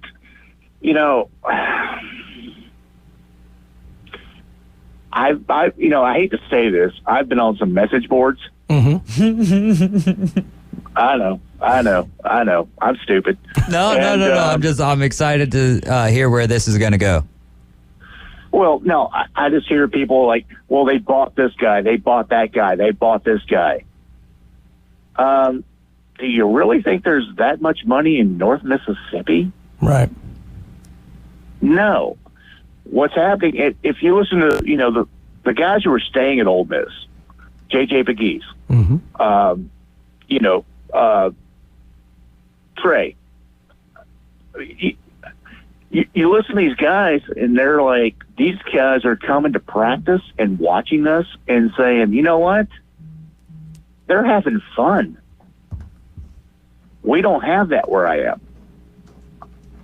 And, I mean, they don't have the Grove, but nobody does. They don't have the community where you lose a game and people aren't going, oh, you suck. Instead, they're saying, hey, keep going on, man. Keep going on. We're going to get there. They don't have that. They don't have, well, let's face it, Ole Miss had 3 straight, 2 straight Miss Americas, and another one after that because I was in class with her. Think about that, all right? I was in a theater arts class at Ole Miss, and it was Susan Aiken, who was, I think, the 1985 Miss America. Between us was Rod Barnes, who was our point guard, ended up being the first African-American coach at Ole Miss, head coach as a basketball coach, then me. So you can tell that the, gene pool got a little shallower down the line there. But one day the basketball team was on the road, and I'm sitting there next to what's going to be Miss America, and I'm thinking, this is my chance, man. This is my chance. And she's wearing a T-shirt that said Vortex Springs, Defuniac Springs, Florida. Yep. Okay. And I'm like, all right, there's my opening right there. And we get up to leave, and I'm like, hey, Vortex Springs, I live about 45 minutes from there. And she looked at me and said, so? But, as Bill Murray said in Caddyshack, well, I got that going for me. Love it. Oh, you're listening to ESPN Northwest Florida. We're on the line with Steve Barnes. He's the senior writer for therebelwalk.com. Are you surprised at all, Steve, that Malachi Nelson is transferring from USC? Does that signal maybe any chance that Caleb Williams is going to be staying for another year there? Or is it the fact that USC had 5 losses last year? What do you think is going on with Malachi Nelson? I think he didn't have enough of a spotlight that he wanted. So he's going to go somewhere where he's going to be the star. It could be at USC next year, but for some reason he thinks it's not. That's what Brian's talking about. These kids, they want the spotlight on them. If they're 3rd string, if they're 5th string, or if they're the starter, they want the spotlight. And he's not getting it where he is now. Okay, I'll go somewhere else, but I'll get it. Yep. I'm curious. I was trying to think of landing spots that I could think of for him. And the one that keeps jumping into my head is Oregon. And I know Dylan Gabriel has been looking out there and all like that, but I haven't heard anything on that. So, what about UCLA?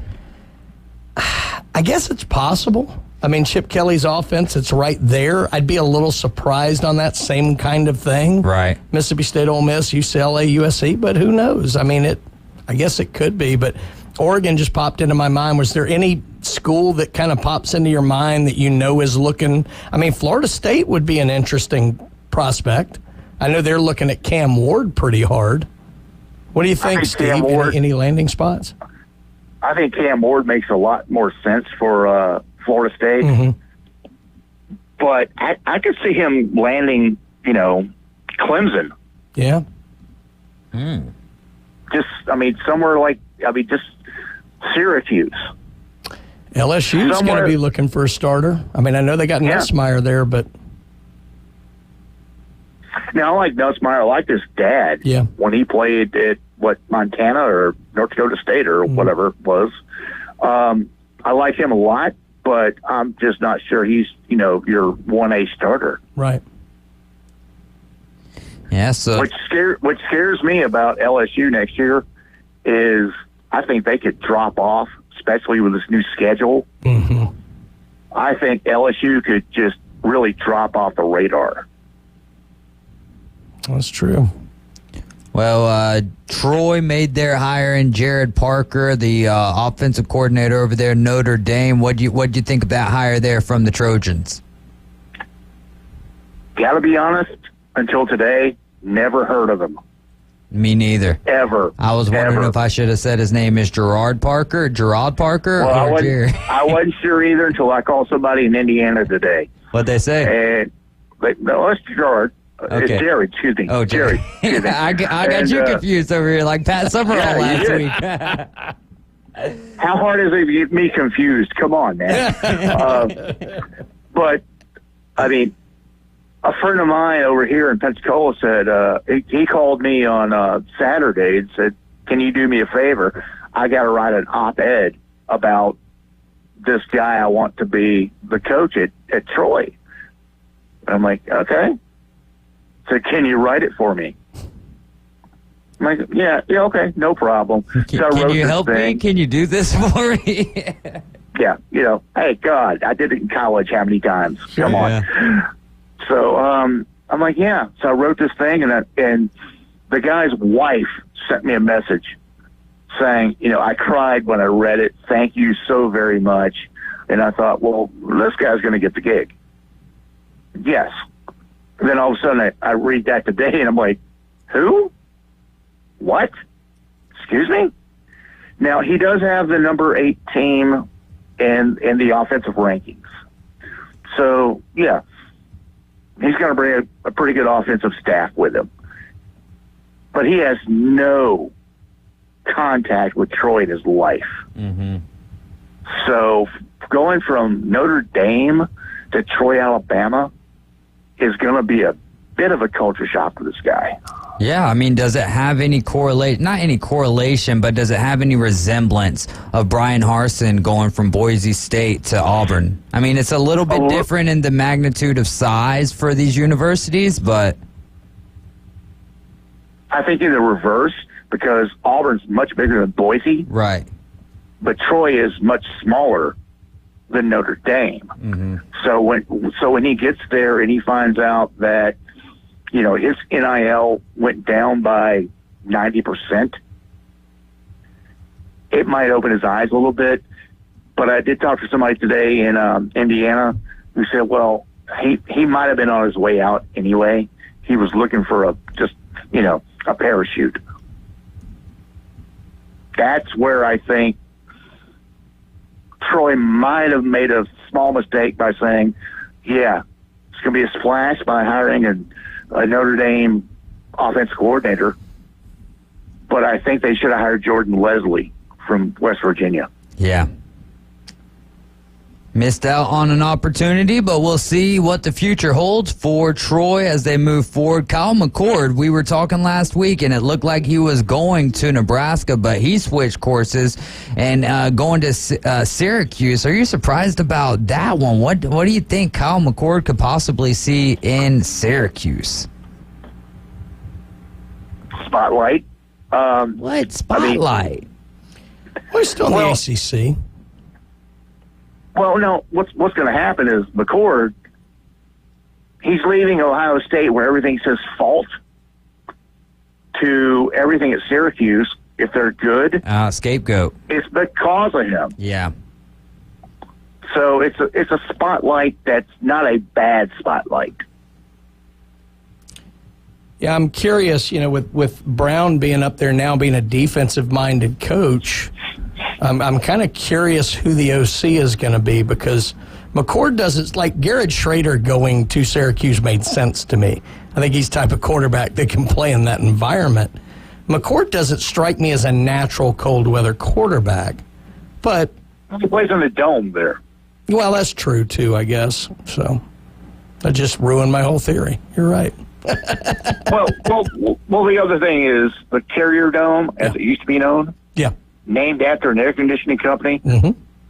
Not air conditioned. Yeah. Holy irony. That just made no sense to me. Yeah. But, little things do now. Yep. James wants to know, do you think that Miami could be a fit for Malachi Nelson, the USC quarterback? Interesting. Well, now that Van Dyke's gone, yeah, there's definitely an opening. Yeah, that actually does make sense. So, I mean, why would you not want to go to South Beach? Yeah. Yeah. And then I certainly can get attention in Miami. He also wants to know where you think Cam Ward goes, but I think you said earlier Florida State is a good fit for them. I think Florida State's a good fit. And just for Brian, I think Mississippi State's a good fit. Ooh. I would love it. I'm worried they've already cast their chips on this Blake Shapen, who's okay. He's not great, but he's all right. He was at Baylor. Okay, Baylor. I was like, that name. He's fine. Where's he from? I mean, it's far better than what we were doing with our backup this year, certainly. But, I'm sure that we've all done this. But if Cam Ward said he was coming to Mississippi State, people at Mississippi State be saying, Blake who? Yeah. I mean, we wouldn't turn him away. Yeah, that's a good point. You know how I'm sure that we've all done this, watch NFL games, and then you try to guess what college, or what college they went to, These days you have to guess all three colleges. Well, no, in college, like while they're still playing college, you're like, hey, what other two colleges did this feller play football for? But yes, Steve, one more for what? Look at JT Daniels. What 4 schools did he play for? And then medically retired just after the season, right? I think Slovis. I think he's getting Social Security now. Yeah. I think Slovis played for 3 or 4. I mean, USC. They just condition them to play for multiple schools. I think. But yep. And then that's good for Ole Miss, because it seems like a lot of guys from the West Coast end up in Oxford. Yeah. So, and if I tell you what, Jackson Dart has not announced he's coming back, but if he's not. Think Malachi about Nelson. He's going to be the 6th or 7th, maybe quarterback taken in the draft. Yeah. But if he comes back, he's got 3 of the top wide receivers coming back. Mm-hmm. His tight end coming back. Quinton Judkins coming back. He's got the number 1 JUCO wide receiver coming in. He's got Juice Wells from South Carolina, the number 1 transfer coming in. Why would you not come back and throw to those guys? As much as it pains me to say number this, 2. Yeah, Steve. I thought Ole Miss in a normal year would have been primed to win the West last year, but for their schedule. Next year, their schedule lines up about as good as it can, bringing Texas and Oklahoma in, and they're bringing back pretty much everything and getting stronger on defense. I think Ole Miss, not only do I think they're a favorite to make the playoff, they very well could win the SEC next year. They've got a good shot. I think they for have a second chance place. to be yes, that sir. good. I really do. Well, I think they have a chance to be that good. I hate to say this, but I was listening to a couple of podcasts last night because I'm stupid, like I said, and these guys are saying, well, Ole Miss is going to get a first-round bye next year in the playoffs. Did you look at the schedule? It's like 2022. You've got 4 non-conference to start the year, so you're going to go 4-0. You do backload the conference. That's true. And then you have 8 straight. And who do you get just before Mississippi State? You go to Florida. Who knows what they're going to have? But, I mean, still, you get 8 straight SEC games? Mm-hmm. That's not easy. It's not, but of what you could have had in the SEC, I think Ole Miss came out on the pretty good end of which, and it's still 8 SEC games, but it could have been a lot worse. Up first, it's Penn State, though. Hey, Steve, thanks so much for your time, man, and we look forward to chatting with you next Monday. All right, man, let's talk about some bowl games tomorrow. We better not be chatting with him next Monday. Why not? That's Christmas Day. Right. You're not coming in? I'll text him. All right. Hey, Steve, have a Merry Christmas, my friend. All right, buddy. Talk to y'all later. Thanks, Steve. All right, Steve Barnes, that is the senior writer for therebelwalk.com. Coming up next, it's time for the PCB Hobby Takeover with Bill Shriver. We'll be right back.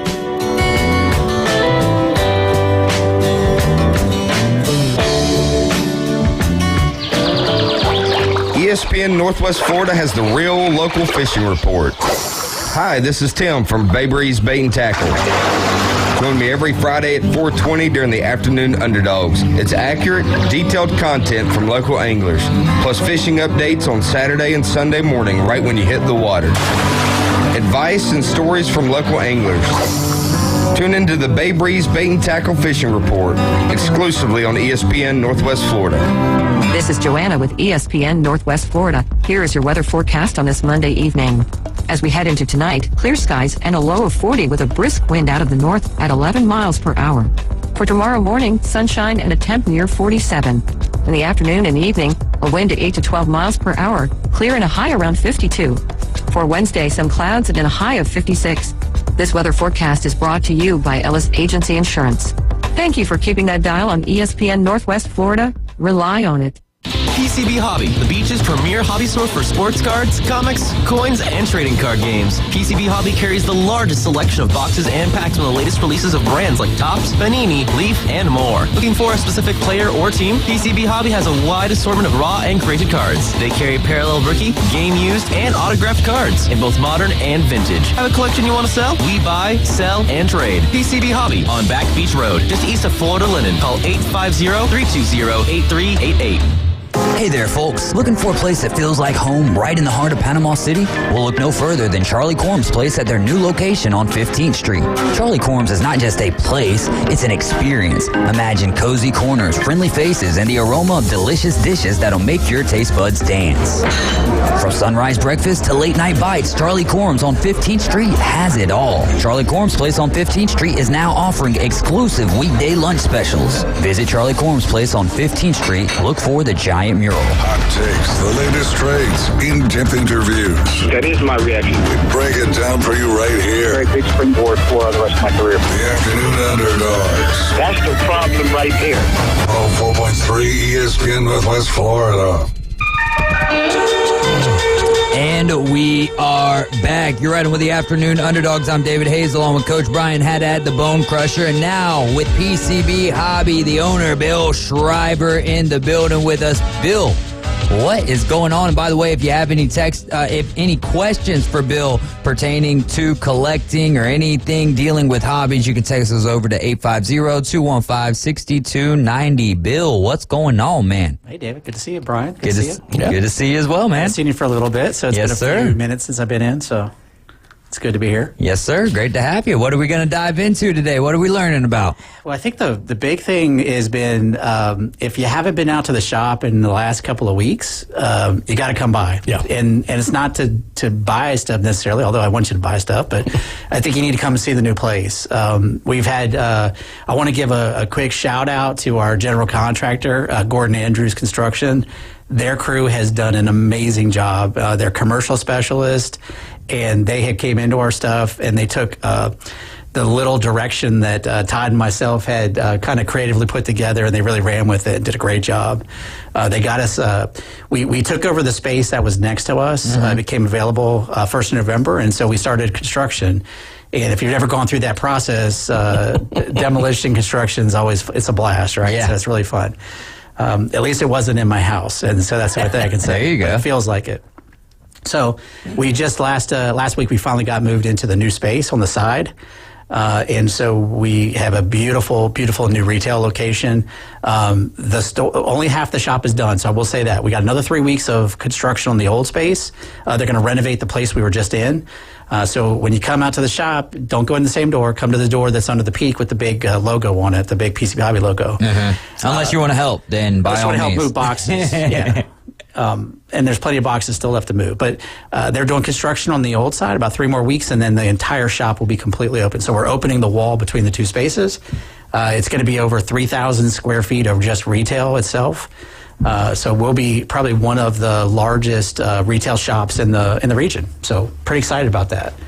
Yeah, and like you said, Bill, people been coming out, a lot of people been getting those last-minute Christmas gifts, which that's great, and everything, and checking out new products, which we'll talk about soon, but a lot of times just to check out the new space and everything like that. So right now, you've got all the TCG and the sports cards set up and all like that. Right. But I know we have a lot of listeners who actually are into the coins too. So what do you think, kind of an ETA on the coin setup and everything? We put away, because of the space limitations we have in the new space, we put the coins away into the vaults and the safes for just another couple of weeks. So I think in 2-3 weeks, probably by January 1st, okay, we should have everything fully stocked and out on the store. And the important thing is not just that we're gaining extra space in the store, we've pretty much tripled our retail presence. Right. And so our sports cards section is 32 feet of wall space of nothing but sports cards, 32 feet of nothing but trading card games. We're going to have another 32 feet of nothing but coins and currency. So we're up in our supply game. Any kind of supply you can think of for collectibles, we're going to have. I mean, everything from comic book covers to top loaders for sports cards. I mean, you name it. We're going to have acrylic cases for balls to put stuff in for memorabilia. I mean, we have everything that we're going to have out there. It's going to be crazy. But one of the other things they've added too is for our organized play, we've added a bunch of play space, and so we're adding another shout out to Jim Hogan up in Lynn Jim has been building us custom gaming tables, and they are special. Yeah. They are beautiful. Jim's done a really good job of working with those. He's got a couple more he's going to deliver for us, but we're having them custom made. So the whole place is just, it's very classy looking. It's very upscale, but it feels very comfortable. Now, are they being customized towards like the TCG that you'll be playing on them, or are they PCB hobby? Okay, yeah, they're just very custom. They're custom built. I mean, they're solid wood, custom built. Jim is a craftsman, and so he's just building us. These tables will last my kid's lifetime. That is awesome. So, just really good quality. So thinking again about the people who may have kids into collecting, or brothers, or husbands or wives or whatever into collecting, it can be a little intimidating. So talk a little bit about making sure they understand coming into the shop, and they can talk to, you got a huge, staff of people there at the shop, and they, just ask them and they can help kind of find the product that fits right, even if you don't understand. There's literally, I think, something in the shop for everybody. And one of the big things that we try to do is make sure that the price points are right, so that anybody who comes in, if it's a kid who's coming in with some dentist money, some tooth fairy money coming in, they can buy something. Grandma's coming in, grandpa to buy some gifts for the kids, they can get stuff. If you're an avid collector and you're looking for the top shelf stuff, we have stuff for those people as well. So we try to make sure that our staff is well trained and up and current on the most latest products. That's a lot to keep up with, I'm sure. It is. But like Brian says, we have a fairly large staff. I don't think most people realize that we have 19 people that work at PCB Hobby. Yeah. So it's quite a few. It's not just we like to say it's a family thing, but it really is turning into a large enterprise. And so there are folks that are there all the time that are specialists in whether it's trading card games or comics or sports cards that can look at your collections. They can answer questions about product that we have. A lot of people just come in and they say, hey, I'm looking for this. You got any of this? Or they want to know, what should I collect, or where should I, what type of stuff should I get? And it's a lot of times it's, Todd's like, his answer, he likes to give everybody, collect what you like, Yeah. And so there's no wrong answer to what people want to collect or how they collect. And so we try to help guide them in that journey. So, do you ever think we would reach the day in sports where the top baseball product of the year is driven in small part by a football player? It is actually very crazy. Is that today? It dropped last Tuesday. That's right. That's right. It's been a heck of a 6 days. So Brian is talking about Topps 2020 Bowman Draft. Yeah. It is the product of the year. It is by far, we get a lot of calls about pre-order of stuff where, hey, when is this coming in? Hands down, we were getting 10, 15 calls a day easily for Bowman Draft. It is a very highly anticipated product. It's on the street now, and it's been selling very good. The biggest draw from this thing is Tom Brady. Yeah. I mean, of all people, it's in a baseball product. You got this Hall of Fame quarterback, who's in there.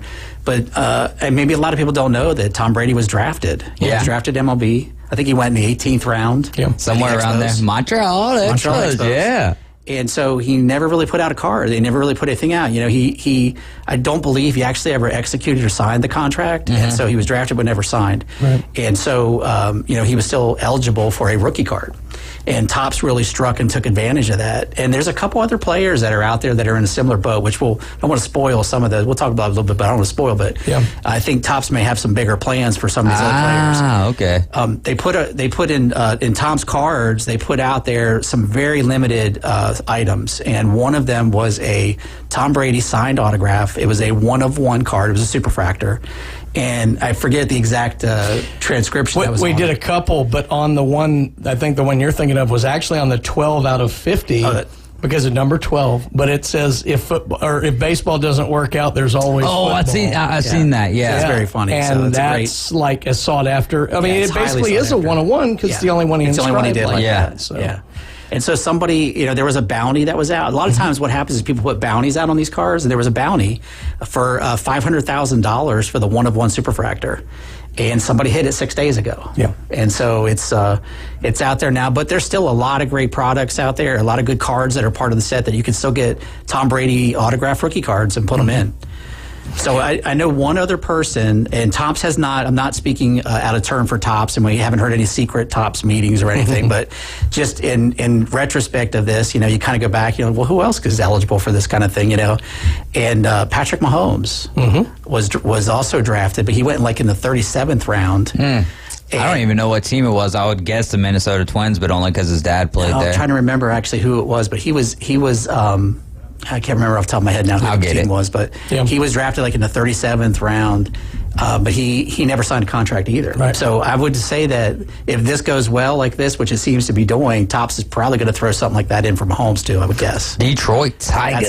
That's it. Well, and the irony is Bowman Draft is always a sought-after product in and of itself, and this is one of the stronger drafts. So Paul Skeens is in this product with his first Bowman, LSU.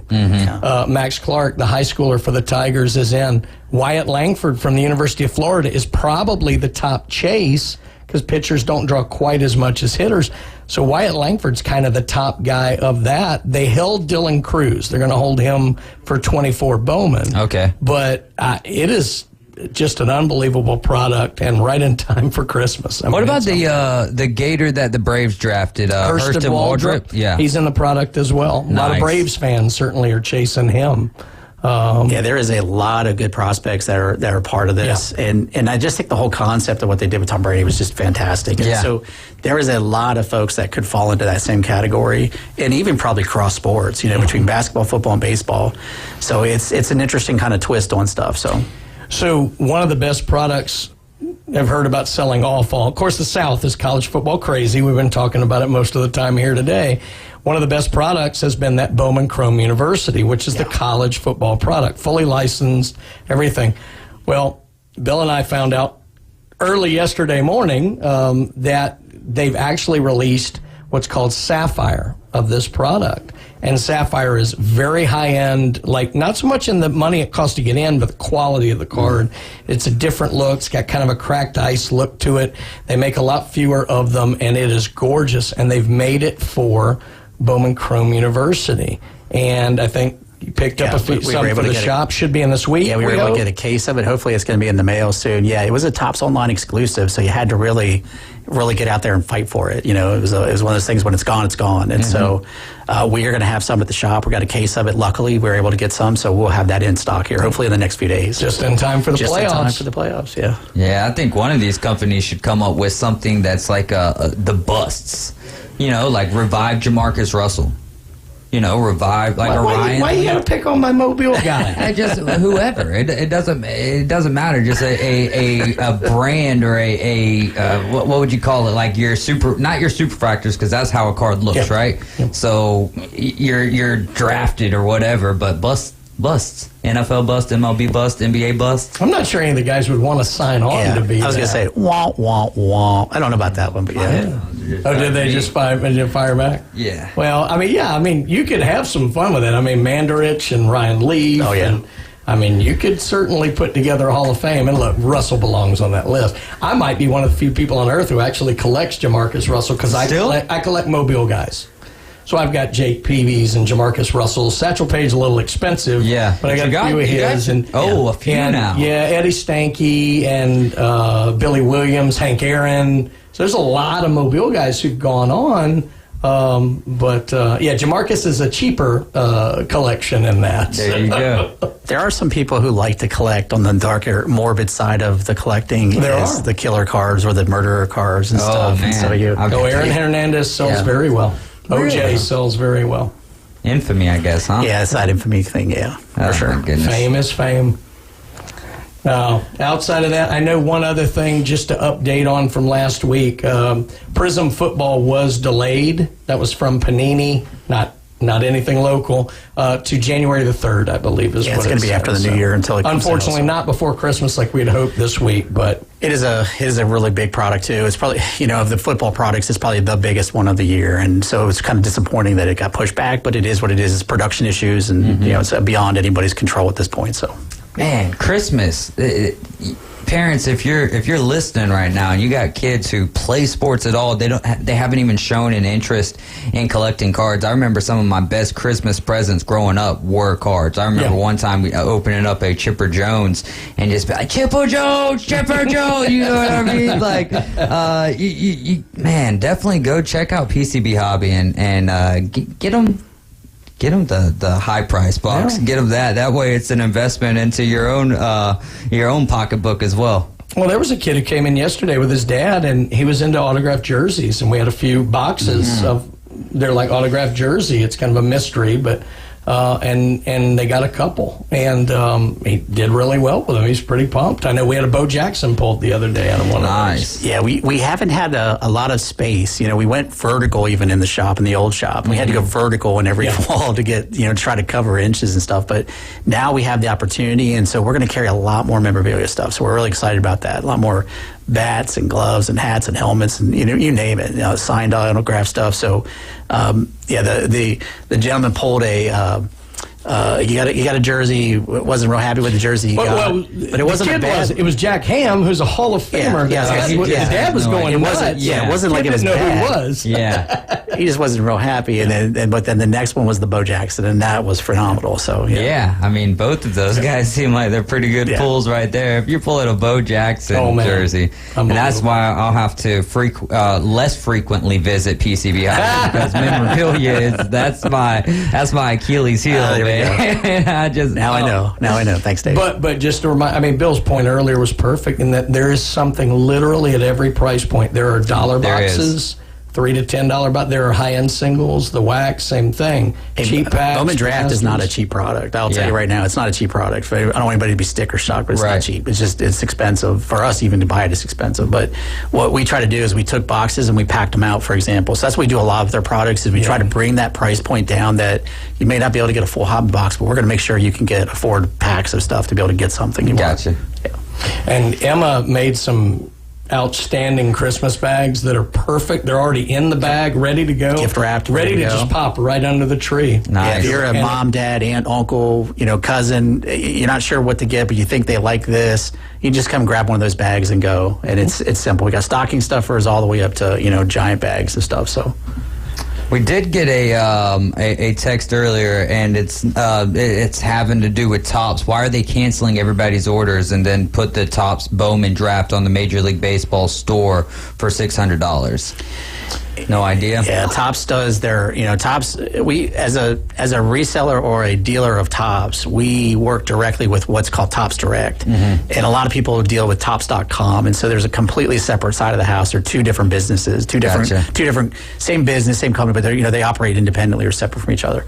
And so even if I want to go out to Topps and buy something as just a consumer myself, I'm at the same mercy of that same type of stuff. And so it's unfortunate that those things happen. But that's why we at the shop, we get allocation. And so we know exactly what we're going to get, how much we're going to get. And so we can tell people, look, we're not going to have a lot, or we're going to have plenty, come on in, kind of thing. So it happens, but it's unfortunate for them. But, again, it's part of that bigger growth of now that Fanatics is part of the equation and stuff, they're probably overextending some of those orders just a little bit. So, well, Bill, we are out of time, but Merry Christmas, and give the listeners a quick rundown again for your schedule and everything going on with PCB Hobby, and it was good to see you. Yeah, you too. So we'll be open up until Saturday night. We're going to be open until 6 o'clock. So we're open Monday through Saturday from 10 to 6. Come on in. We are closed on Sundays. We're not open, so we won't be open on Christmas Eve this year, but make sure you come and get in your stuff on Saturday.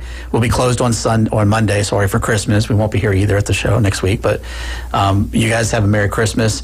We're super excited. Again, come out, see the shop, and again, in 3 weeks, we'll be fully open with 4,000 square feet space and 3,000 square feet of that just retail, so super excited. Y'all go see Bill down there at PCB Hobby. You're riding with the Afternoon Underdogs. This is ESPN Northwest Florida. We're going to be talking with Lexi Griffin when we get back.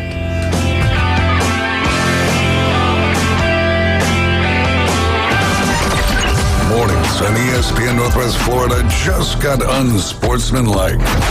If there's multiple urinals, do not go next to me. Yeah, that's a problem. If there's 5 urinals, 1, 3, and 5, then you fill in 2 and 4. Where do you go if you're the first one in? I go to 5. I go all the way at the end. That 5. All the way to the end. Then the next person has to go to 1, the next person 3, then you go 2 and 4. There's a certain level of etiquette that you have 100%. at the urinal, yeah. Absolutely There's correct. a workflow here.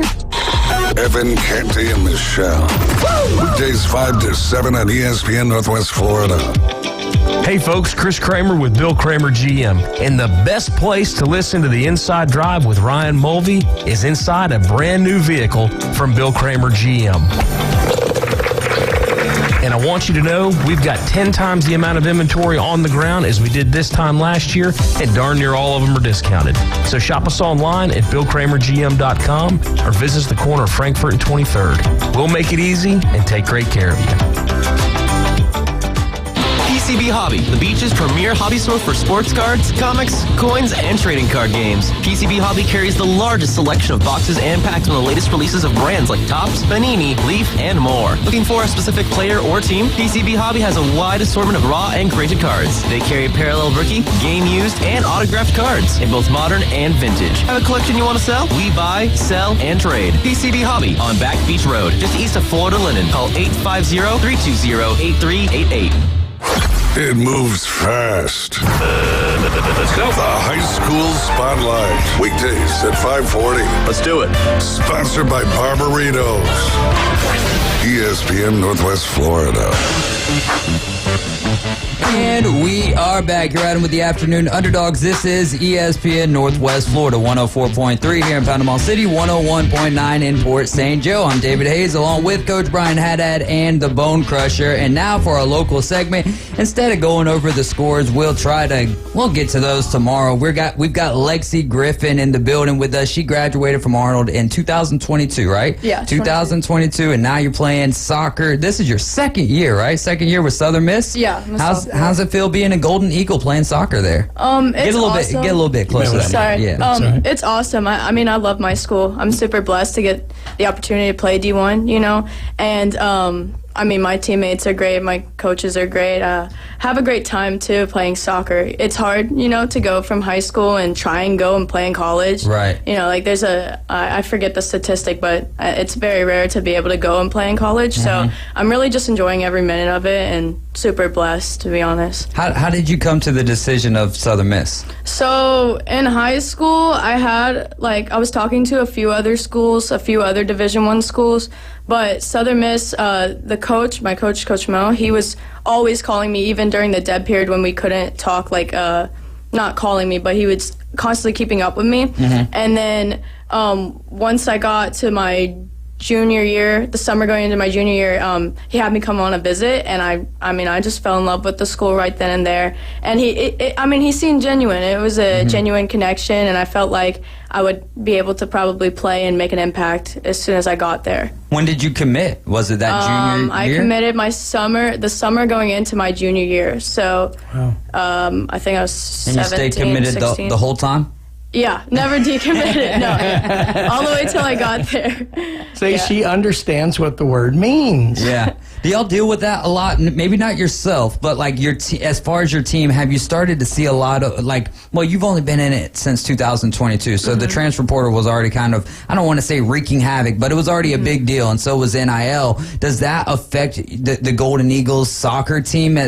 Maybe not as much as football, but is that one of those things that y'all are constantly having to re-recruit your players? I mean, for sure. The transfer portal is a big thing, and I think just recently they changed the rule to where you can now transfer within conference, no penalty.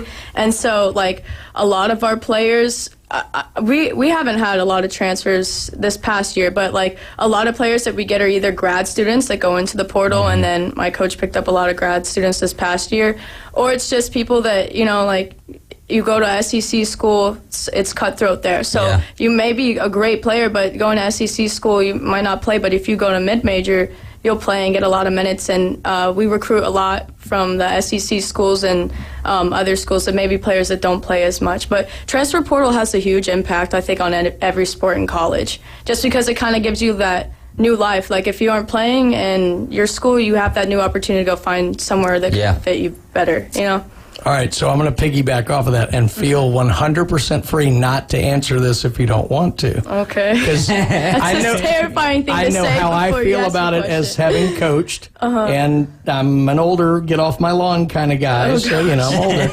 I'm curious, just from an athlete's perspective, what are your general thoughts on the transfer portal itself? Pros and cons? Do you like next that it question, exists? Boomer? I honestly think it's a great thing because no matter what the circumstances are, you just may not fit in a program. And to give 4 years of your college experience to that one program, that's a lot to ask. And it's a lot of dedication and time that takes away from your life. So I think that it's a great thing. I think that it's certainly tough, losing a teammate who you've kind of formed a bond with who may move on. 100%. And there's already been some players from last year that have had to transfer, and I was great friends with them. But it's kind of if you're good enough friends with them, you'll stay in touch with them. Yeah. But at the end of the day, when you're a college athlete, and like I said, you give them that much time to the sport, you have to think about yourself first. So it's that's personal to you, so you have to make that decision, and the transfer portal gives you the opportunity to do that. So she handled that very well. Yeah. Did they train y'all on this? They don't train us, but... No, but it was good because you could tell that was an honest answer. It was, and I haven't heard many athlete perspectives on it. I've heard a lot of people my age or other coaches, and obviously we view things slightly differently in some respects, but I think your point about the fact that you do have to look out for you, and it does give you the freedom of where, look, if coaches move or if just situations change, and there's no sense spinning on the hamster wheel if it's not for you. Exactly. You'll find some. I think that's an excellent point. And it's a great thing, but it's you can't ask somebody to dedicate all that time and not give them the opportunity to go find somewhere else that could better benefit them, you know? That's a really good point. We're talking with Lexi Griffin. She plays soccer over there at Southern Miss. She graduated from Arnold here. What did it feel like? You scored your first goal this last year, right? I did. What did it feel like? I mean, I think that'll be the best goal I ever score in my entire career. It was against Troy, and I don't know if you know, but I'm not bragging, I promise, but there was only 20 seconds left in the game. Wow. And so we had a corner, and then my teammate served up a great ball, but then it went out. And I have to give a lot of credit to one of my midfielders. She's like 5 foot barely, tiny little Japanese how tall are you? girl. Probably, I'm 5'9". Yeah. She did the dirty work for me, I promise. I wasn't getting down in there, but she worked hard. She got me the ball, was going 1v1 with this girl. The ball kind of scrambled out, and I didn't think. I just hit it with my left foot, and I'm right-footed. Yeah. Right-footed dominant. So hit it with my left foot, closed my eyes, went upper 90 left corner. I just took off running. I say this all the time. I blacked out. I couldn't tell you what happened after that. I just know I sprinted off, celebrated with my teammates. It was the best feeling in the world. What's your favorite soccer celebration that you see, Women's World Cup, whatever? I mean, I love when people slide on their knees. That's what I was going to say. There's no way my 5'9" big body's getting down on the grass. sliding on knees. How Because what if I stumble on the ground and fall on my face? It'll be takes away from the whole thing. Yeah, that's true. I'm not gonna risk it. I'll just run and throw my hands up in the air. You gotta risk it for the biscuit, though. Yeah, I don't know. So do you play in more of like a true striker role, or are you on the wing? No, I'm a defender. Oh, really? Yeah, that's why that was insane for me. All right, so they brought you up for the tall body. I go up for corners. That's why I'm up. I'll never be that far up the field. If I am, we have big problems because there's space in the back. Did you play defense at Arnold? Yeah, I played center back almost all my life. Okay. And then at Arnold, they moved me to some center mid, but mostly center back. And then at my school, I came in as a center back. He put me in mid, went back to center back, went to outside back. Now I'm kind of outside center back. Do you prefer the perimeter or interior? I definitely prefer to be in the central zone of the field just because you have more space, you can go more places. But this year I played a lot of right back, and I kind of liked it because I could go up more. But I didn't like being that close to the sideline, A whole lot of running too on the wing. Oh my gosh, I was not in shape for outside back. Let me tell you, that was horrible. Played right back. Horrible. When I could run. Oh, we played LSU and it was 90 degrees. I was literally about to throw up on the field. Is that competition is it noticeably different when you're on the pitch? I'm not a huge soccer guy, so I'm just proud of myself for throwing in pitch right there. Lingo. Yeah, the lingo. Is it a noticeable different when you're playing up against an SEC opponent? Oh yeah, it's a whole different playing field. I mean, Sunbelt's a competitive conference too, but SEC, it's the athletes. Those girls, I don't know what they feed them, but they're cornbread. Maybe cornbread, but they are literally machines. And I just remember we played Georgia this past year. We got our butts kicked, but they could run for hours at full speed, and they're all 6 foot. They're just tanks. Yeah. I don't even know if they were actually women. They were insane and just running and running. I try and keep up with them. It was insane. But the levels, it's a big difference. Yeah. So playing center back a lot, so many times, whether you've got the band or not, that's kind of the captain. You're seeing everything. Do y'all have the band with y'all when you're playing? I'm the captain. That's what I was going to pivot to. Whether you had the band or not, how difficult is that to go in young and was it difficult to kind of gain the respect of maybe some players who had been there? Oh, for sure. That was my biggest thing. Yeah. I mean, my coach he surprised me and made me captain as a freshman, which is, even then I think I was too young for that. But obviously I'm grateful that I got the opportunity to be captain and a leader of my team. But that was definitely something I really struggled with because how am I supposed to tell people that are 23, 24, even 20 to do something that I say when I'm so much younger than them and I haven't been in college soccer for longer than a year and a half? How are they supposed to respect me? But that's necessary in that role. Yeah. And wow, that interested me. Not even having the band, just thinking about, because I know the position, and you've got to be that anyway, whether you got the band or not. So that's amazing that they had that kind of confidence in you, and it probably speaks a lot to what they saw in your character. So that's excellent. Appreciate that. I mean, my coaches are awesome, and like I said, I'm very grateful for that opportunity. And there's no way I would have been able to been a captain this year if my teammates didn't show that respect, and they all encouraged me, and that meant a lot to me for them to tell me that they trusted in me and they didn't care how old I was. I mean, that's very rare. So I have great people at my program. That's outstanding. What's your favorite memory in high school on the field or on the pitch? I got it right and then got it right wrong. Sorry, that was funny. On the pitch. Y'all don't ever call it the field? I mean, I feel like it's more of a British, European thing to say the pitch. That's true. Okay, all right. But so what do you call it?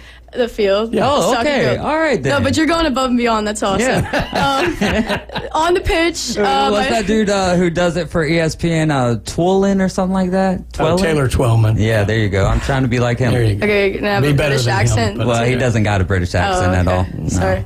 All right, never mind. So my favorite memory on the field was definitely when we beat Lemon Bay in overtime. So I got the opportunity to go to the state championship, and there was no other girls team from this area that's ever gone to a state championship, so that was a big deal for my teammates and I.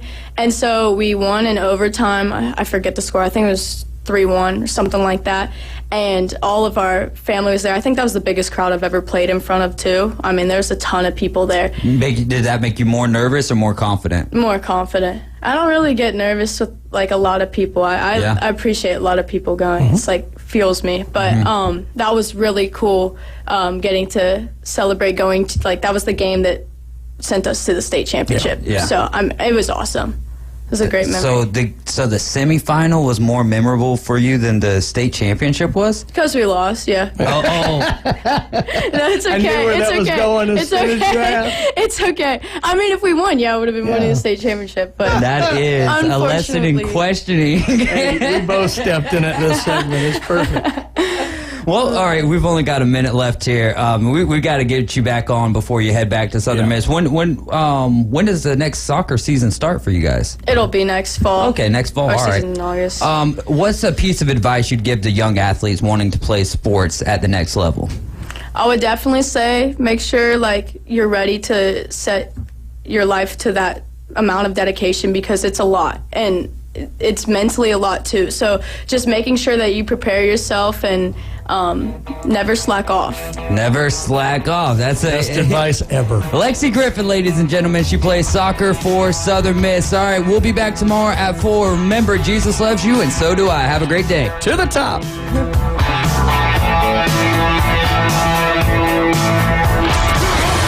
ESPN Northwest Florida.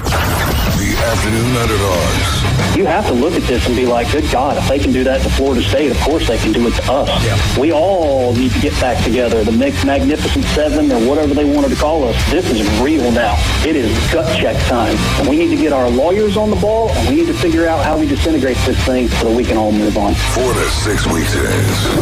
104.3 ESPN Northwest Florida. This is Joanna with ESPN Northwest Florida. Here is your weather forecast on this Monday evening. As we head into tonight, clear skies and a low of 40 with a brisk wind out of the north at 11 miles per hour. For tomorrow morning, sunshine and a temp near 47. In the afternoon and evening, a wind to 8 to 12 miles per hour, clear and a high around 52. For Wednesday, some clouds and a high of 56. This weather forecast is brought to you by Ellis Agency Insurance. Thank you for keeping that dial on ESPN Northwest Florida. Rely on it. Bestway Portable Buildings offers a huge selection of portable buildings in just about any size, from the smallest to the largest. And Bestway's prices won't scare you away. Bestway is closing out 2023 with some of the most affordable prices ever. And while there, don't forget to say hello to Bestway Buddy. He may even give you a autograph. Right, Buddy? Bestway Portable Buildings, 2919 Highway 231 North in Panama City. The best in portable, period. Los Rancheros has been doing it right for 20 years. Los Rancheros brings a top-shelf dining experience to you with the opening of their beautiful new building. Watch all college and pro games on Los Rancheros' 14 large-screen TVs with great drink specials daily from 2 to 5 and during all the games. Los Rancheros, the place for live sports and great food on 23rd Street between Jenks and Harrison. WGSX Lynn Haven, WVLQ Port St. Joe. ESPN Northwest Florida. All them dogs are counting down, about to put the anchor down. Hotty toddy